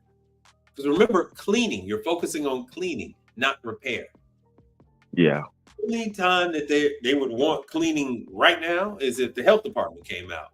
Then you kind of tweeze that out of them. You say, you need this cleaning right now? Are you under a time crunch? You need this done, like yesterday? Yeah, Yes. and another thing, I still haven't really fleshed out my pricing. Doesn't matter. You're just doing cleaning. You're charging according to your time. What did Frank say? He said, man, hey, sometimes it takes 4 hours, 5 hours. That's something else that you could have started a conversation with the trader. See, right there. Brother Frank said it takes him 4 hours to clean the ice machine. You've seen me do lives. Yeah. Right? It's not a 5-minute job. It's not a 5-minute job. It's a labor job.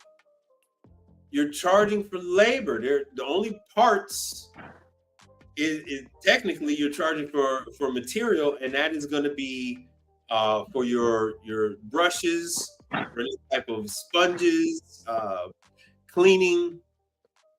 The larger companies, they actually charge the customer for the entire cleaning bottle. They charge them by the bottle, not by how many ounces. Like when you buy some of the smaller ones, they have measured. They have measurements on how many ounces. So other people charge them that way. But the larger companies, they charge them for the whole bottle. So you don't have to worry about that. You're doing cleaning, so you're charging. So if you're there 4 hours, then guess what? You're charging for 4 hours plus the service call fee, plus for whatever disposables, whatever consumables. The brush and all that. Hopefully you saw the dollar store stuff. I showed you where those brushes are. You didn't see that? Okay. No. So I walk through the dollar store and I tell people, hey, you can get the brushes that you need at the dollar store. There's brushes there. There's towels. There's all kind of items at your Dollar Tree. So it's not anymore. It's $1.50, but they have the brushes, and it's the same brush that you get at your grocery store. It's the same brushes at Home Depot and Lowe's. So you get those brushes for $1.50, and then you charge the customer for those things. Charge them for the brushes, charge them for the cleaning supplies, charge them for everything. So there's nothing really to flesh out. Got it. It's cut and dry. You're not doing repair. You specify you're not doing repair, cleaning only, and you charge them for your time. You charge them for your time. You charge them for the service call fee. There's nothing else to flush out. That's why I tell everyone start with that. When you start with the cleaning, you could then branch out. You can branch off from the cleaning, right? You can expand your business from there. Cleaning helps you to get in. It is a profitable thing, especially since you're not promising them anything other than cleaning the equipment. You're not promising them that once you're done, the machine is magically going to work. Work or not work, you're not responsible for that. You're just going to make sure that the unit is clean and all items have been inspected. Oh, small man. So that's what you're going to do. Yeah. So that is what you are going to do. Got it. Mm-hmm. Yeah, I got a lot to do. No, it's really not a lot. To do your marketing material, it will take you 30 to 45 minutes. To begin with, you can cut those sheets in half with scissors. If you wanted to, you can go to Walmart and get the hold on. You get that paper cutter from Walmart. Yeah. I think it's $8. Now you're going to be cutting each sheet individually. Yeah.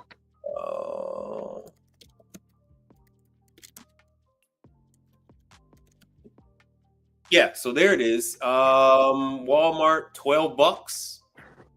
$12.54.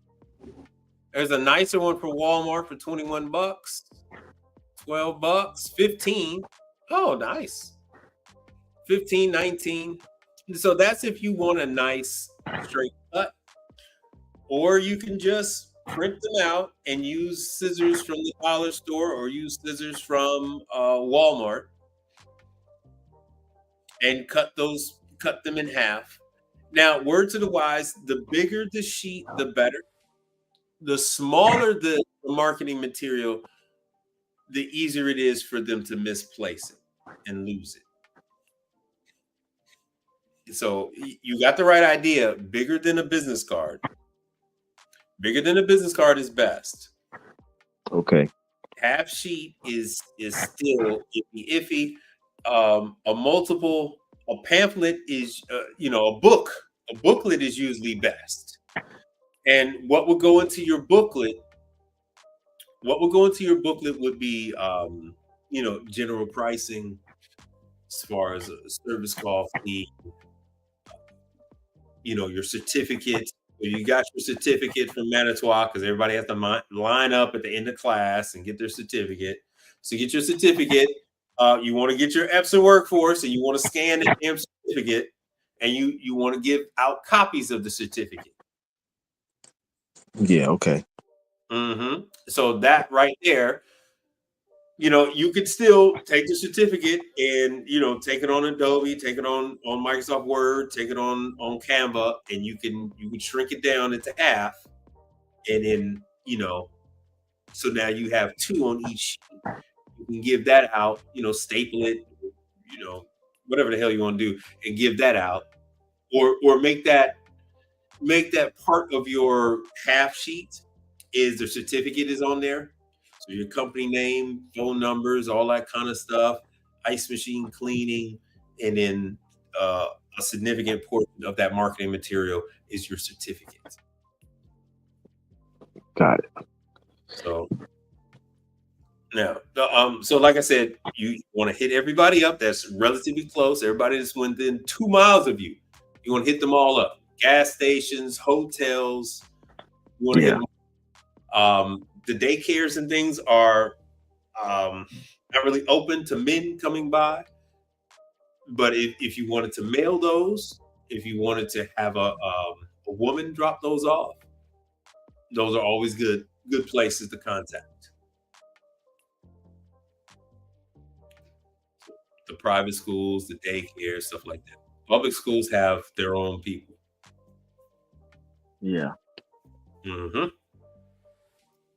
Yeah, I've heard you say that before in other videos. Yeah. Public school. Yeah. So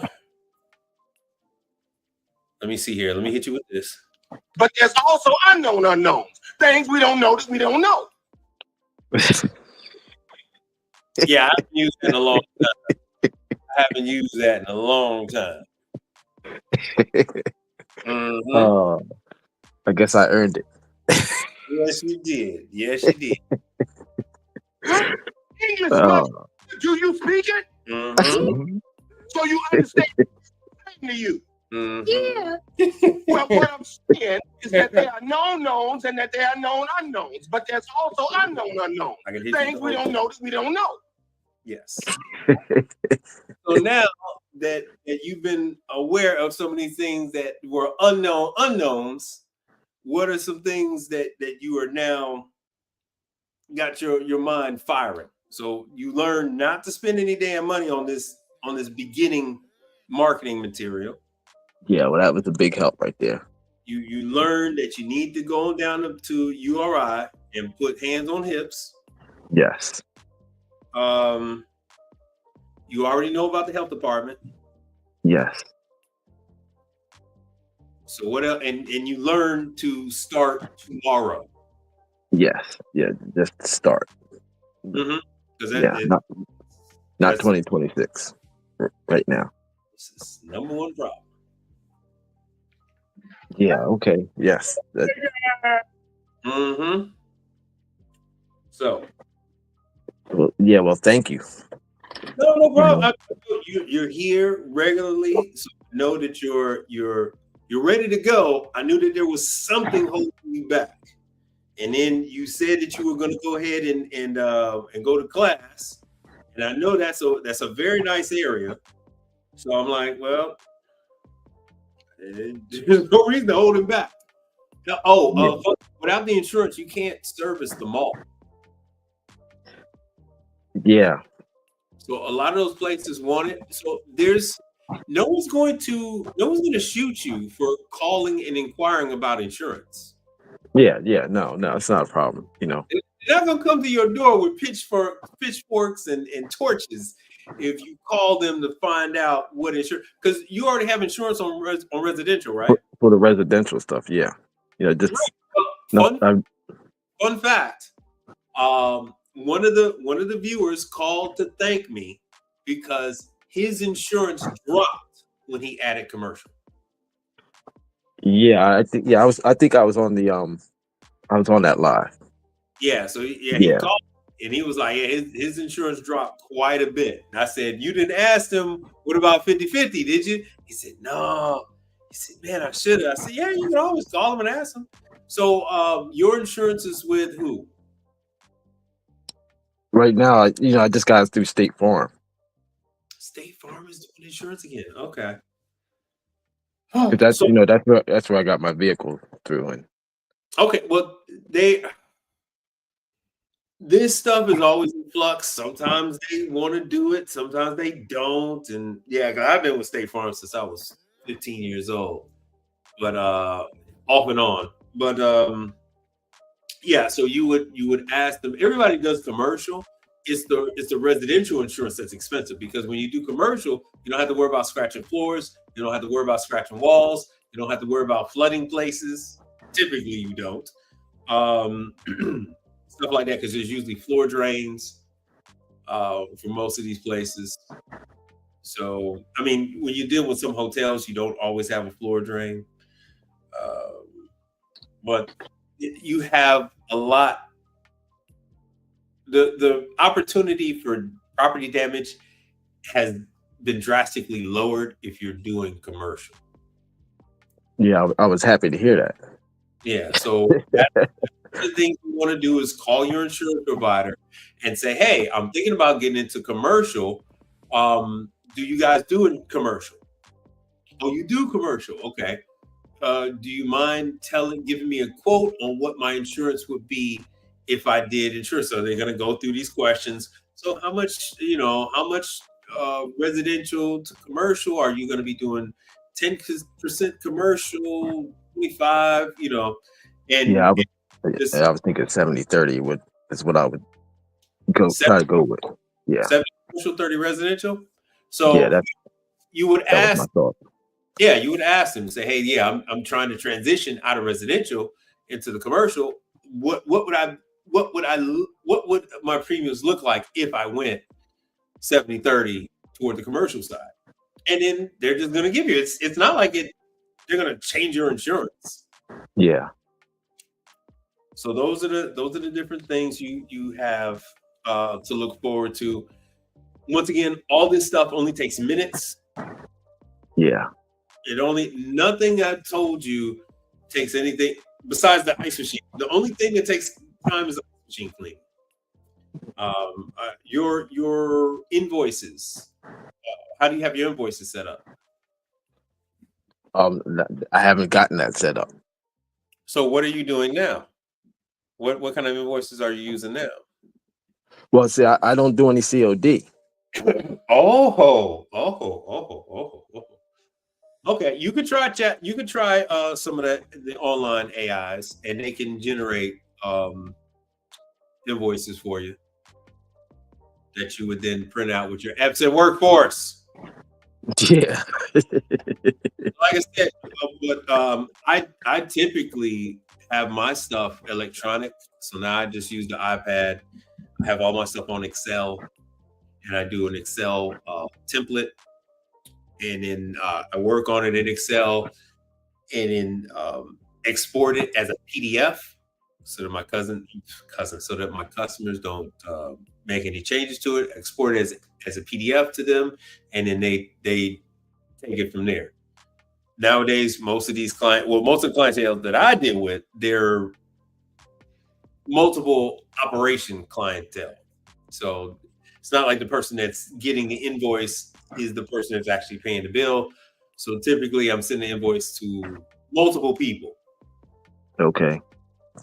So an operations manager or a local manager, then accounts payable, and it goes to like 3-4 damn different people.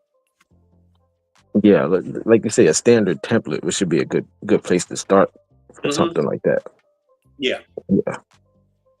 Yeah, because I mean, with AI, this, it's like AI whips them up in a second.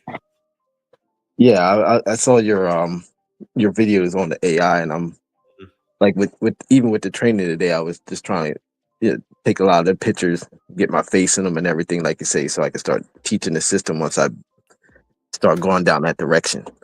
Well, you're gonna have those pieces at URI. You can always take pictures there. Yeah. But it is good to have the picture where you're in the room with everybody and all these people, and the trainer is in the background, and you're taking a picture like that with everybody in the background. You gain a level of legitimacy. Yeah. And, you're not some fly by night. And then you're actually someone who can call Manitowoc, call Hoshizaki, call Scotsman.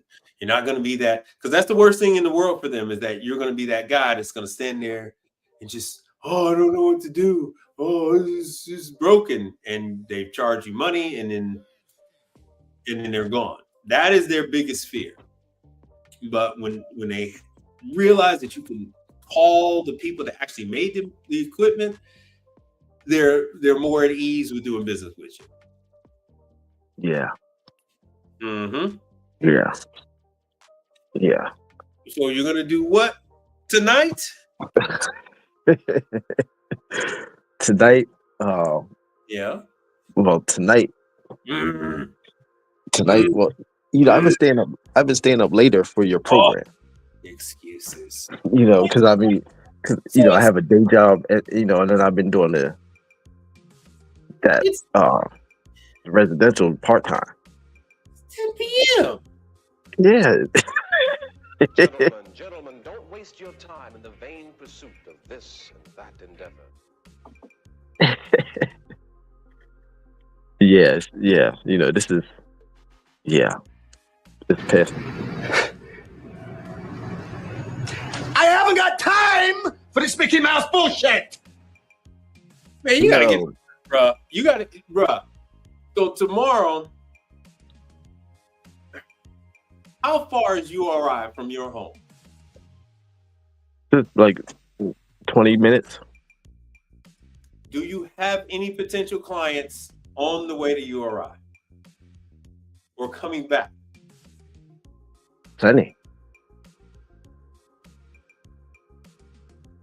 There's nothing that says that you have to spend an hour there. You can go there and spend 5 minutes, 10 minutes, and then go back.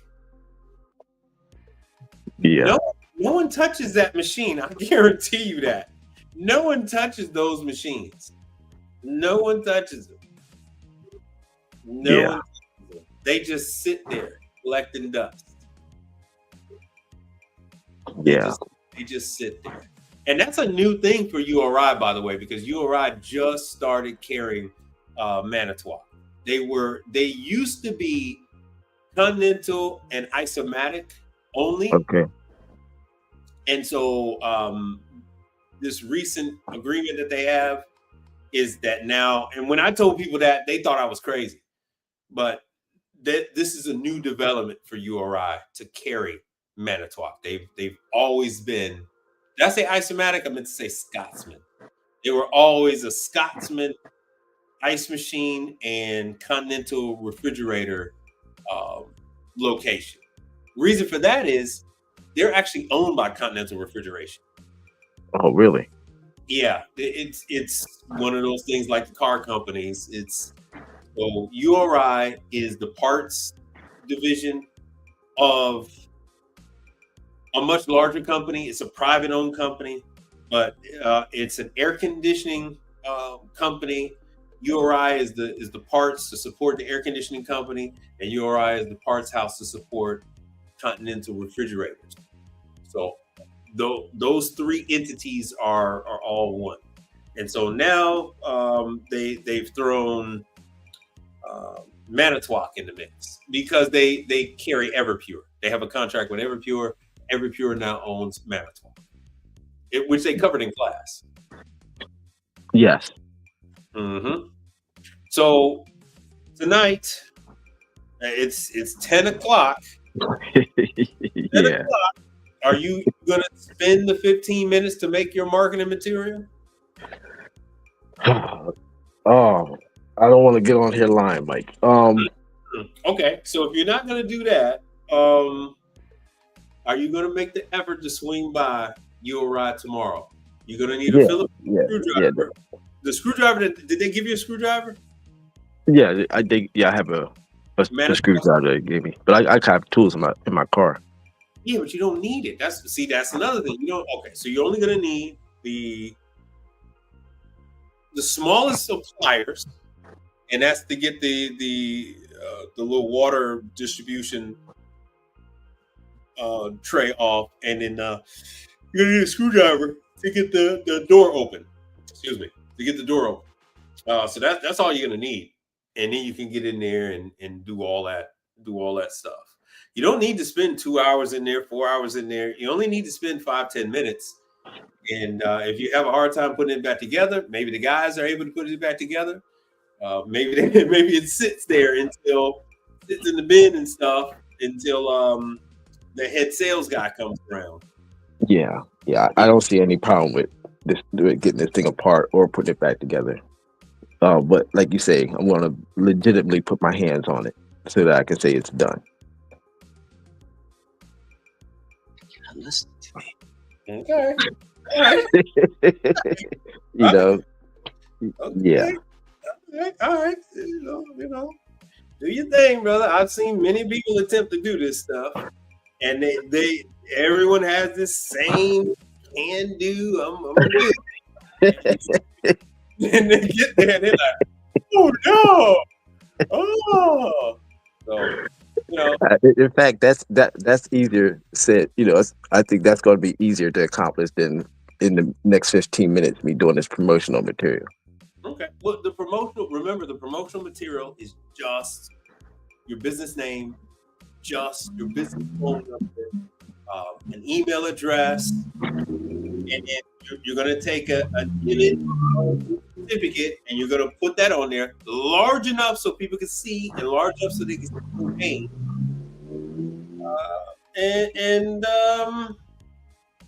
Like I said, that's it. Just the contact information, the certificate, because the certificate means more than an image of the ice machine.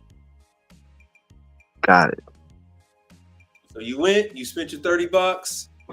Let that $30 work for you.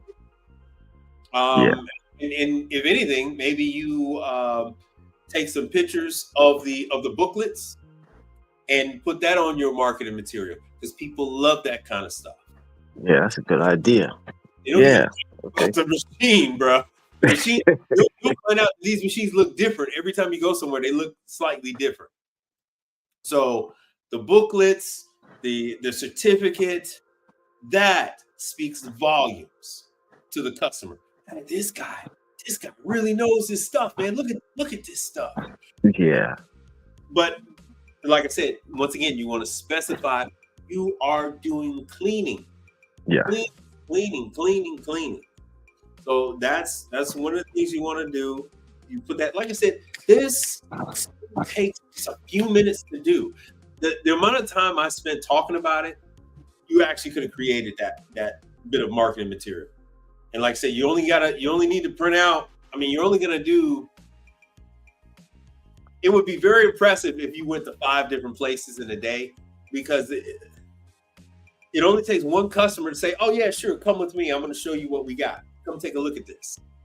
And then 30, 45 minutes to take it up by you going there, open up the cover, taking a look, looking in the bin, listening to the compressor, the machine run, and and then listening to them tell you, oh yeah, this ice only makes so and so ice, and sometimes it's slow, and sometimes we'll come in, the ice is hanging and it doesn't want to drop, and sometimes it's frosted, and you looking to see where the filters are, because that's always a hide and seek game. Find out where the damn filters are.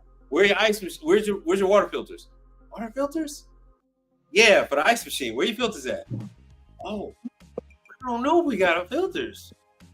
I think Culligan changes our filters. Show me where your filters are, and then you got to go walking around with them. So it is not as cut and dry and simple as what you think. And so, like I said, you got to take pictures. You want pictures of the model and serial number. You want pictures of their filter. So when it's time to do their filters and all that stuff, you have it. You don't have to ask someone at the location. Could you go on over there, Mahmoud, and tell me what number is over there?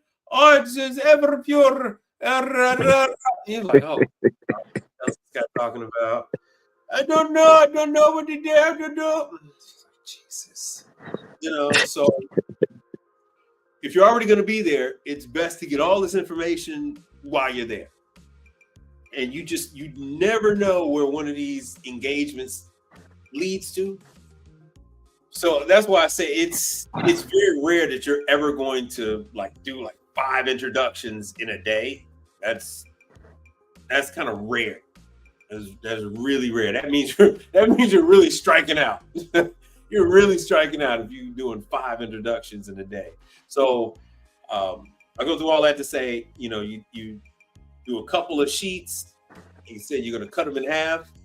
And you do your little spill on there with your name, your contact information. Your certificate is on there. And away you go. So you got a URI 20 minutes away from you. You got your training, your advertising material to do. Yeah.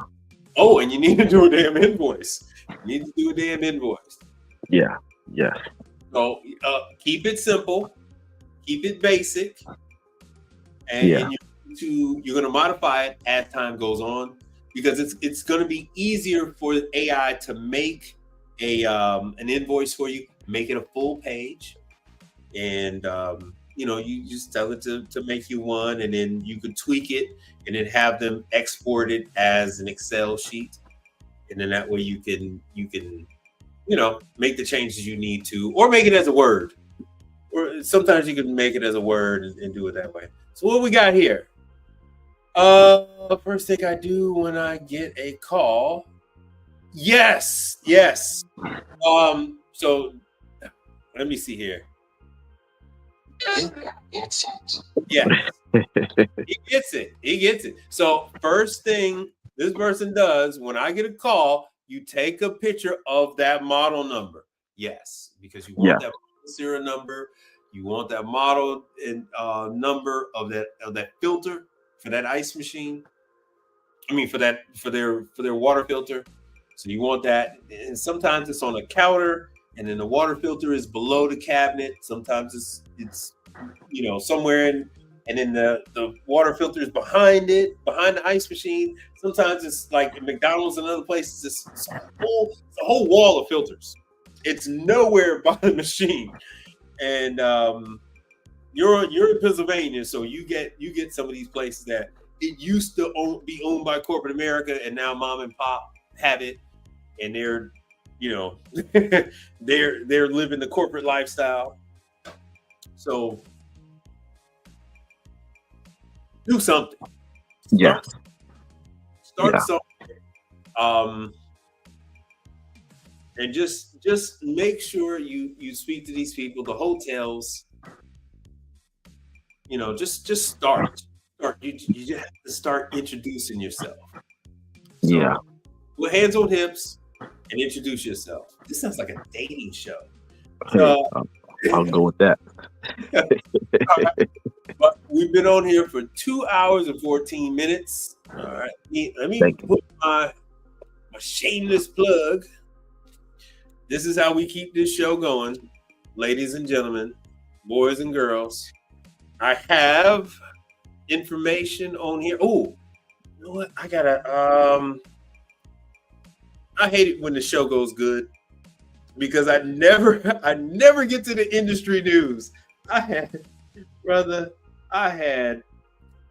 all these magazines I was gonna go and talk about with everything that was going on, but this is good.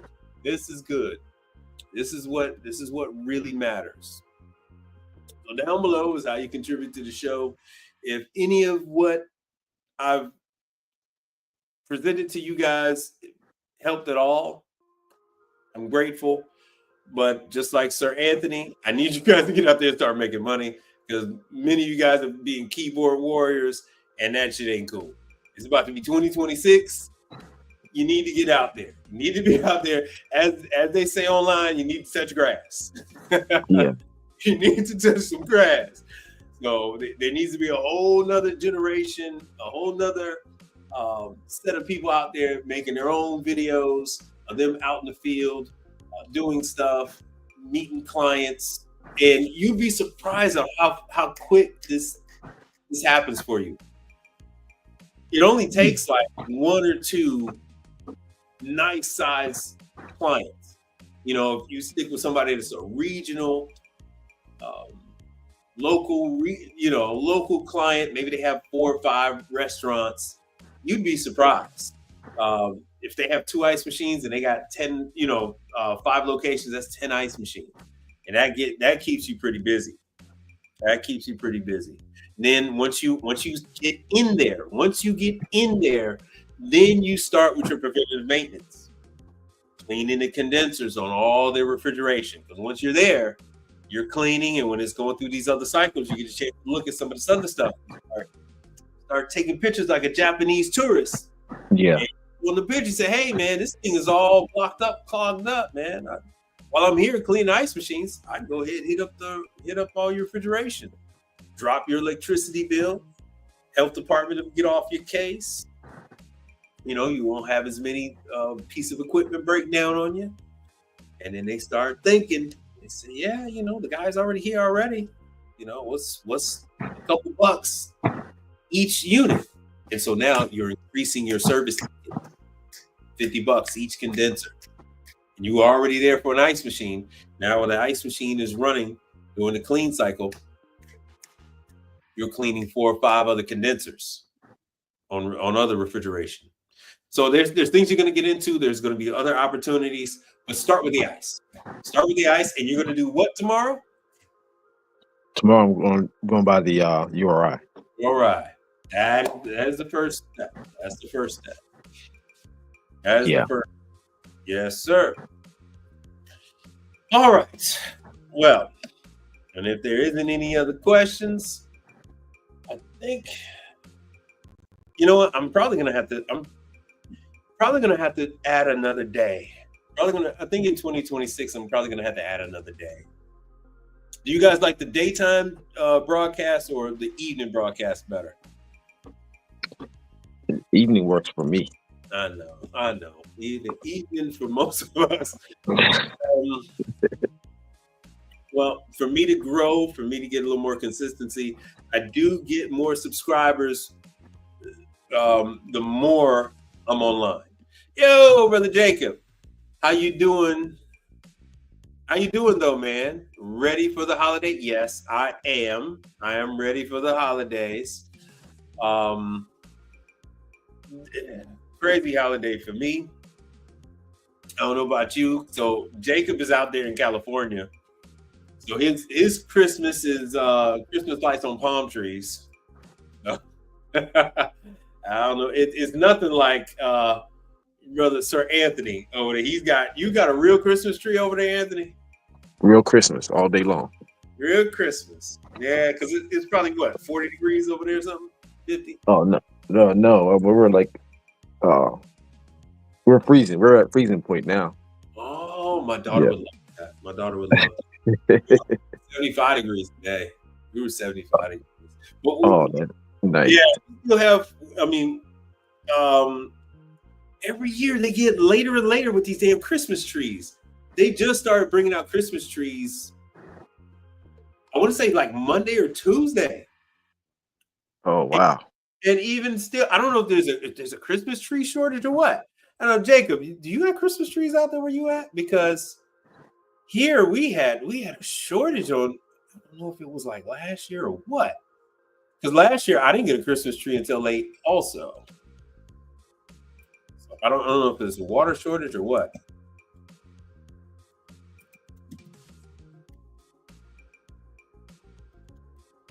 I have no idea. No, there's no longer a Christmas tree shortage. So I don't know why.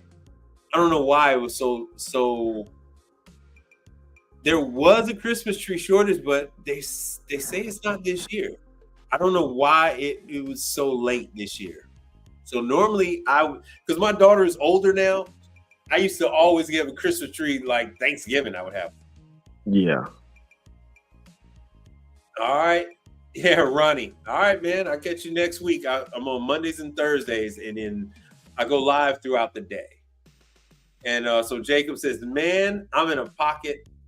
Oh, California. We get lights on. Oh, you get lights on oil rigs. Okay. 41 degrees. Okay. Okay. What are you higher up in the mountains or something? Northern California? Northern California. Yeah, must be. Yeah, they got trees, but they ship them out to parking lots and Home Depot. Yeah, last year I bought my Christmas tree from Lowe's. It was a little raggedy Christmas tree too. Man, inflation's a bitch. Man, you used to get a really nice Christmas tree for $100. This year, I mean, well, not this year, but last year I got a Christmas tree for $100 that looked like Charlie Brown's Christmas. Man, it was a sad little sight. For $100, I'm like, man, I'm damn near at the point where I'm ready to buy a plastic tree, man. I'm damn near at that point. Oh, he said he's Central Valley. Yeah, Baker, okay. Right? Yeah, I know, like corn. Yeah, because all right, so Jacob is out there with Appliance Boss. Yeah, Bakersfield. So when I was in grammar school, like everybody went out to Bakersfield in the 80s. They left Chicago, went to Bakersfield. Because like he works with Appliance Boss, and like Appliance Boss is from Indiana, about 30 minutes from where I'm from. 30, 40. I don't even want to say 40 minutes. Let me see here. Okay, I just missed a message. Hold on a second. Let me go back. Oh, it's a legal trucker shortage, huh? Oh, okay. Is that what it is? Because it was just so weird. Yeah, that makes sense. Yeah, because here in Houston, I would drive around, and I mean, I'm seeing Christmas tree places, all the places that sell plants and stuff, the nurseries, they all like flood their places with Christmas trees. And then here in Pearland, Texas, we even had like mom and pop Christmas tree people, and they would set up these big, huge tents and stuff, and you walk through. It's almost like a Halloween, like a fun house. And you like walking through all these damn trees. But I haven't seen those. I haven't seen those in the last 2 years. And it's usually a thing where I take my daughter, and then we go and I take pictures in front of the tree, like, oh, which one you want to pick out? She's such a girl. She don't give a damn about anything but makeup. She don't care. All she want to know is when I'm going to give her a gift certificate to Sephora or one of these other damn places. They're awful. You got any kids? No. Oh, yeah, bro. No, you ain't. No. It is one of those things, man. It's not the world. It is. It is just one of those things. So let me see here. Cheesecake Factory. The Cheesecake Factory is closing locations. So over there in your neck of the woods, the Cheesecake Factory is closing one in Baltimore. Okay. Yeah, so here's the story right here about the one in Baltimore. Here in Houston, there's some other places closing, not exactly Cheesecake Factory. Now, for the average person, like 90% of the people that watch this content that I'm putting out, we don't service Cheesecake Factory, right? These are clients for much bigger service companies.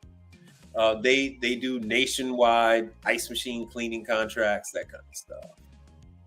So we don't really deal with that kind of thing. Now, fun fact: Top Golf. See, this one is going to close. So the Grand Lux, which is part of the Cheesecake Factory, so they're closing. They're closing in Houston. That's what I had wanted to talk about. There.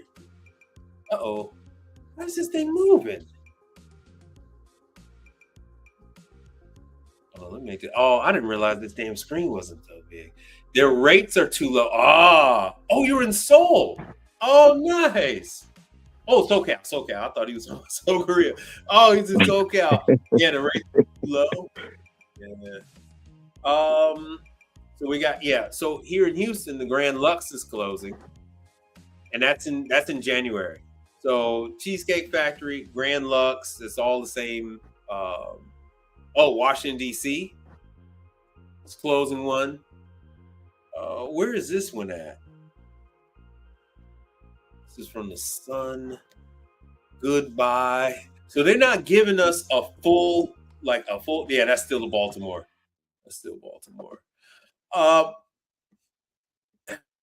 Grand Lux.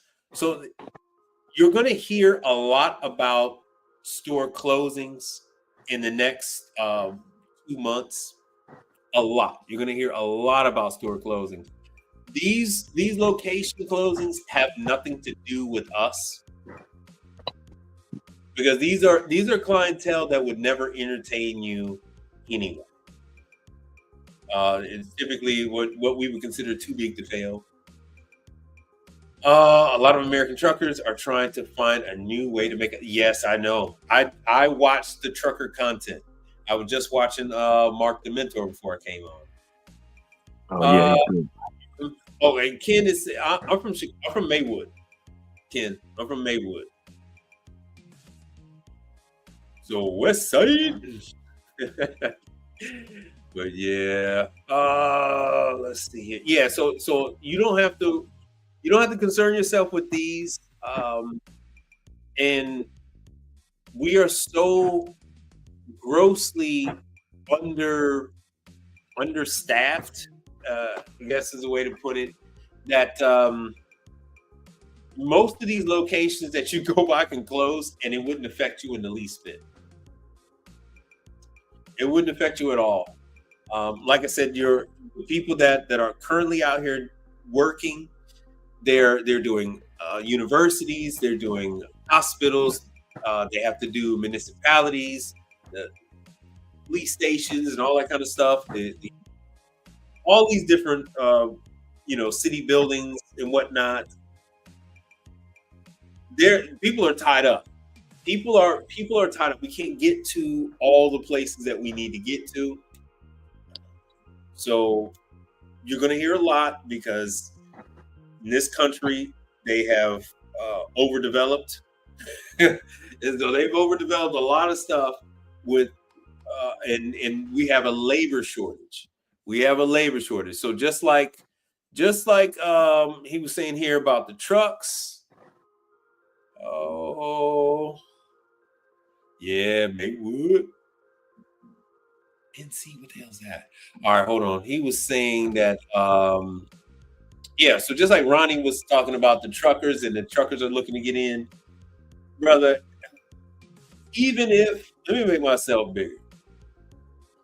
Even if every trucker came on this side and tried to get into the business, you still would have people still have to have a learning, they have to go through the learning curve.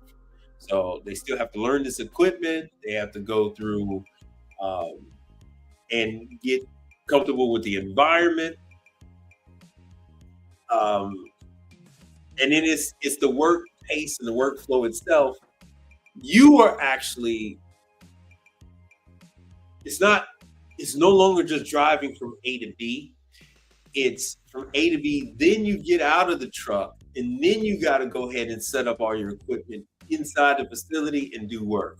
So it's like doing a contract where you're delivering furniture and then you have to build the furniture, like you're doing an IKEA or something like that. It's more akin to that type of thing, just with electricity. So I'm trying to prepare you guys that you're going to see a lot of places closing, and even with this, there is still a lot of opportunity because the auction sites are jumping off. The auction sites. I just had a Payway.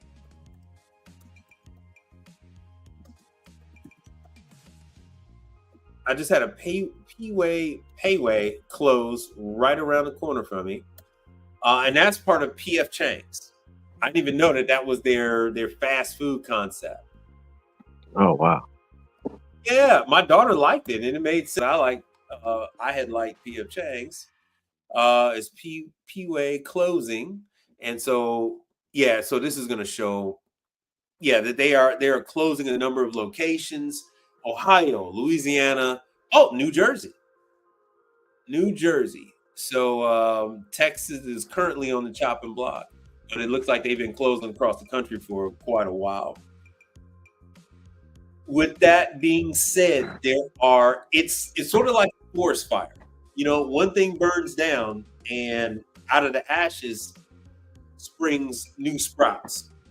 So that's typically what you see. We got a lot of new concepts coming, and then too, I'm inheriting quite a bit from these other large service companies that can't handle the current workflow. So I'm supposed to be picking up about another 30 or 40 Popeyes. Supposed to be picking up some more Zaxby's and quite a few other locations. And that is purely because the other service companies in my market just they can't keep up. They're busy with what they've got, and they have to make choices on what they're going to cut loose.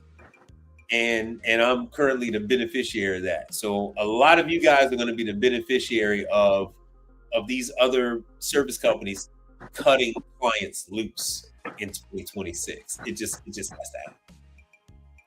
It has to happen. So Ken says he's from NC. I don't know what the hell NC is from. Is that North Side or what? What type of, all right, so Ken says, what type of service would you start working on the side if you had mechanical experience? I work full-time for a university. All right, like NorCal Dave. So I always tell people ice machine cleaning. That's what I'm talking with Sir Anthony right now. I'm telling him about ice machine cleaning. So yes. So Ronnie agrees with me. He says, no, I wouldn't advise them to get into this. It's too long of a process to get trained. They need Todd now money. They need tall. I guess he's trying to say they need tall money now. They need tall now money now. I guess he's saying they need big money now. So what I have to say about that is you can make 6 figures doing ice machine cleaning. That's what Sir Anthony's getting ready to do now for your labor. You don't have to worry about parts. When we're doing repair, if I go out and I tell them the ice machine is going to work because I'm doing a repair, and it's the condenser fan motor went out, I check everything. I replace the condenser fan motor, and then the machine still doesn't make ice. You know what I'm saying? Now I got even more stuff to do. It's so unpredictable. But if you're only doing ice machine cleaning, win, lose, or draw, you're doing ice machine cleaning. You don't guarantee that the machine is going to drop ice, right? If it's making ice before, yes, it's going to make ice after I'm done. Otherwise, I got to take care of that. But if I check it and it doesn't make ice, I'm going to clean it. That doesn't guarantee that because now that I've cleaned it, it's going to make ice. That's why he's going to have that in his paperwork. Oh, North Carolina. Where you from, Durham or something? Raleigh, Durham? Everybody's from North Carolina, man. I swear to God, that's like the most sparsely populated place. But everybody and their mama's from North Carolina. I swear to God. I swear to God, everybody's from North Carolina. You go to North Carolina, you don't see nobody. You see red dirt and Christmas trees every day everywhere. Of course, and he's from Raleigh. And he's from freaking Raleigh.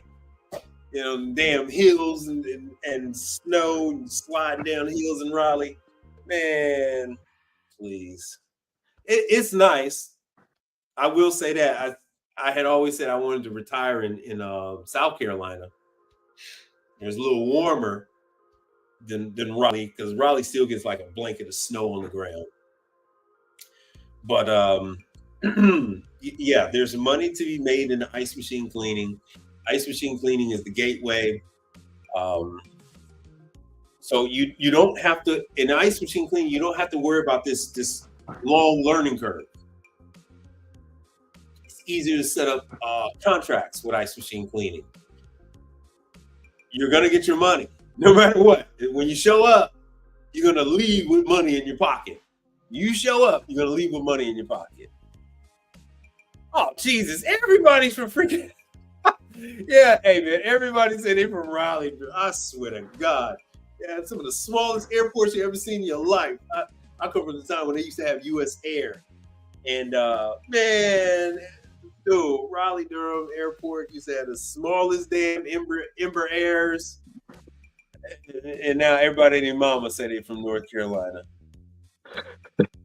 Yo, okay, so Ronnie says he's all over it, and you're a universal HVAC tech. Okay, at the school, because I know a lot of New Bern. I know a lot of techs that work for these like universities and private schools and whatnot. I got offered positions like do I make the sacrifice for my daughter? And there's a very prestigious school here in Houston. I say it's called an Audi school, and they like guarantee that your kid gets into like Harvard, Yale, Dartmouth. You know, if your kid attends their school, and it's like 50 grand a year for high school, 50, 60 grand. Yeah, I think it's like 60 grand. And so they offer me, they say, hey man, we want you to come, work for us at the school. And then your kid will be able to go here. I was like, you're gonna pay me 58 grand or 60 grand. I forgot what it was, 80 grand or something like that. Yeah, I think it was like 80. But then I still got to pay. It was so weird. It was like still had to pay tuition. It was only a slight. Like I might as well pay for the damn thing. I might as well pay for it. But I go through all that to say yes. I know a lot of people get into working for universities and schools because their kids get to go to school for free. So I don't know if that's Ronnie's situation, but I know a lot of people get in. They get wrapped up into it that way for the kids. But my daughter don't give a shit. My daughter only cares about makeup. She doesn't give a damn about makeup. So I'm gonna have to just bite the bullet and pay for school and extra stuff. But it is what it is. It is what it is. Yeah, it is what it is. So all right, I got to address a little bit because I know the guys are gonna start hearing. They're gonna start hearing the chatter. Oh, I don't have that anymore. They're gonna start hearing the chatter about restaurants closing, and they're gonna start freaking out. But don't freak out because it has nothing to do with you. It has absolutely nothing to do with you. It's actually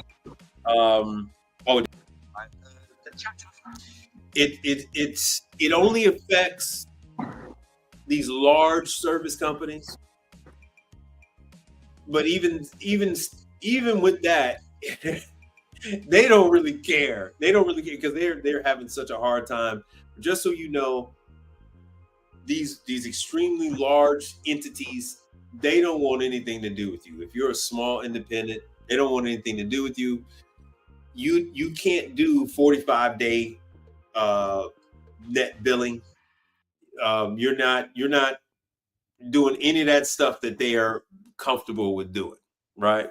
So those guys, those guys, they want you to, they say, hey, we pay every 45 days. As a small independent, I need my money. I want to go out. I want to get paid right then and there. Give me Zelle. Give me an ACH. I wait till tomorrow for the damn ACH. I'll take credit card. I'd rather not. And that's some things you might want to put on your marketing material. Because a lot of let me hip you to something. These large service companies, corporate America, they don't take check. Oh, you're 1099. Yeah, they don't. You can't give them cash. Those large companies, that guy that worked for Culligan and oh damn, my stuff is starting to glitch. The guy that worked for Culligan and stuff like that, you can't pay them cash. They don't take check. So that is where you slip in. Is that if you're willing to take check. Now, some places you actually have no choice, like with Embassy Suites, La Quinta, and some of those places, they only pay with check. You get the occasional owner or manager that will pay with a credit card, but the vast majority of the time they're going to pay with a check. They don't pay with the check right then and there. It typically takes 1 to 2 business days. So you would give them the dollar amount, let's say on a Monday, and then when the check comes in on Tuesday or Wednesday, you tell them to call you when the check comes in, and then you do the ice machine cleaning. I tell them, I don't need to have the check in my hands. I just need to see that you have the check. Once you have the physical check, I see that you have the physical check, I'll go do the ice machine cleaning. You can look and see that the ice machine cleaning has been performed and then it's dropping ice, and then I will come back and I will go to the front and pick up my check from the front desk. Because if that damn check, they don't release that check, guess what? I take my ass on back there to that ice machine and I take some stuff apart. So the damn ice machine don't work. Nice. And with that, I'm gonna leave you all. I do enjoy spending this time with you all, but I too am tired. It's 9:43 for me. It's 10:45 for you guys on the 10:43 for you guys on the East Coast over there in North Carolina. All 50,000 of you in freaking North Carolina, the freaking New York. Might as well call North Carolina New Amsterdam, for God's sakes. Jesus Christ. But hey, Sir Anthony, thanks for having the courage to come on up here and talk with me in front of everybody. I do appreciate that. Well, thanks for the encouragement and your time. Well, start tomorrow. Yes, sir. All right. And with that, we are out of here. Peace. Be relentless. That's it. I'm done. All right. Let me see here. I got another one. I haven't got time for this Mickey Mouse bullshit.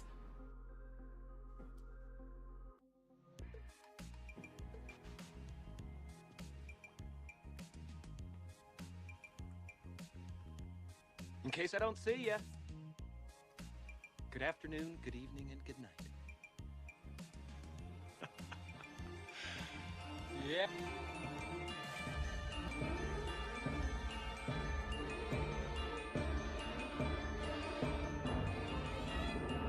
Gentlemen, don't waste your time in the vain pursuit of this and that endeavor. To be high on hopes and illusions. To be high on hopes and illusions. To be high on hopes. Be high on hopes. Let's talk about something important. Are they all here? All but one. Well, I'm going anyway. Let's talk about something. And I'm here on a mission of mercy. I got your attention now? Good.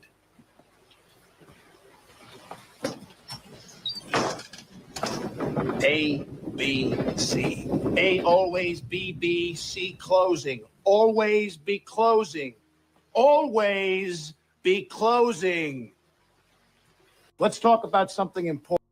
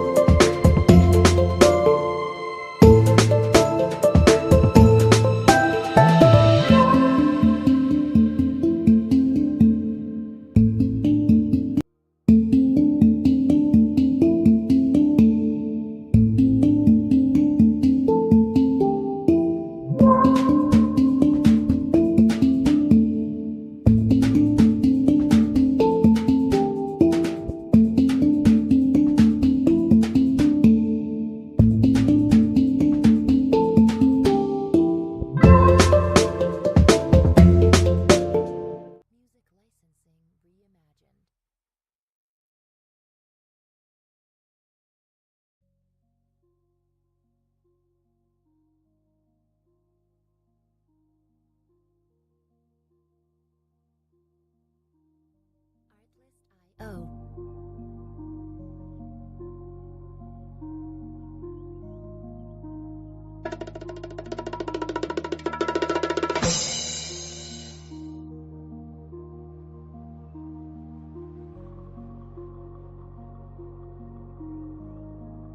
Music licensing reimagined.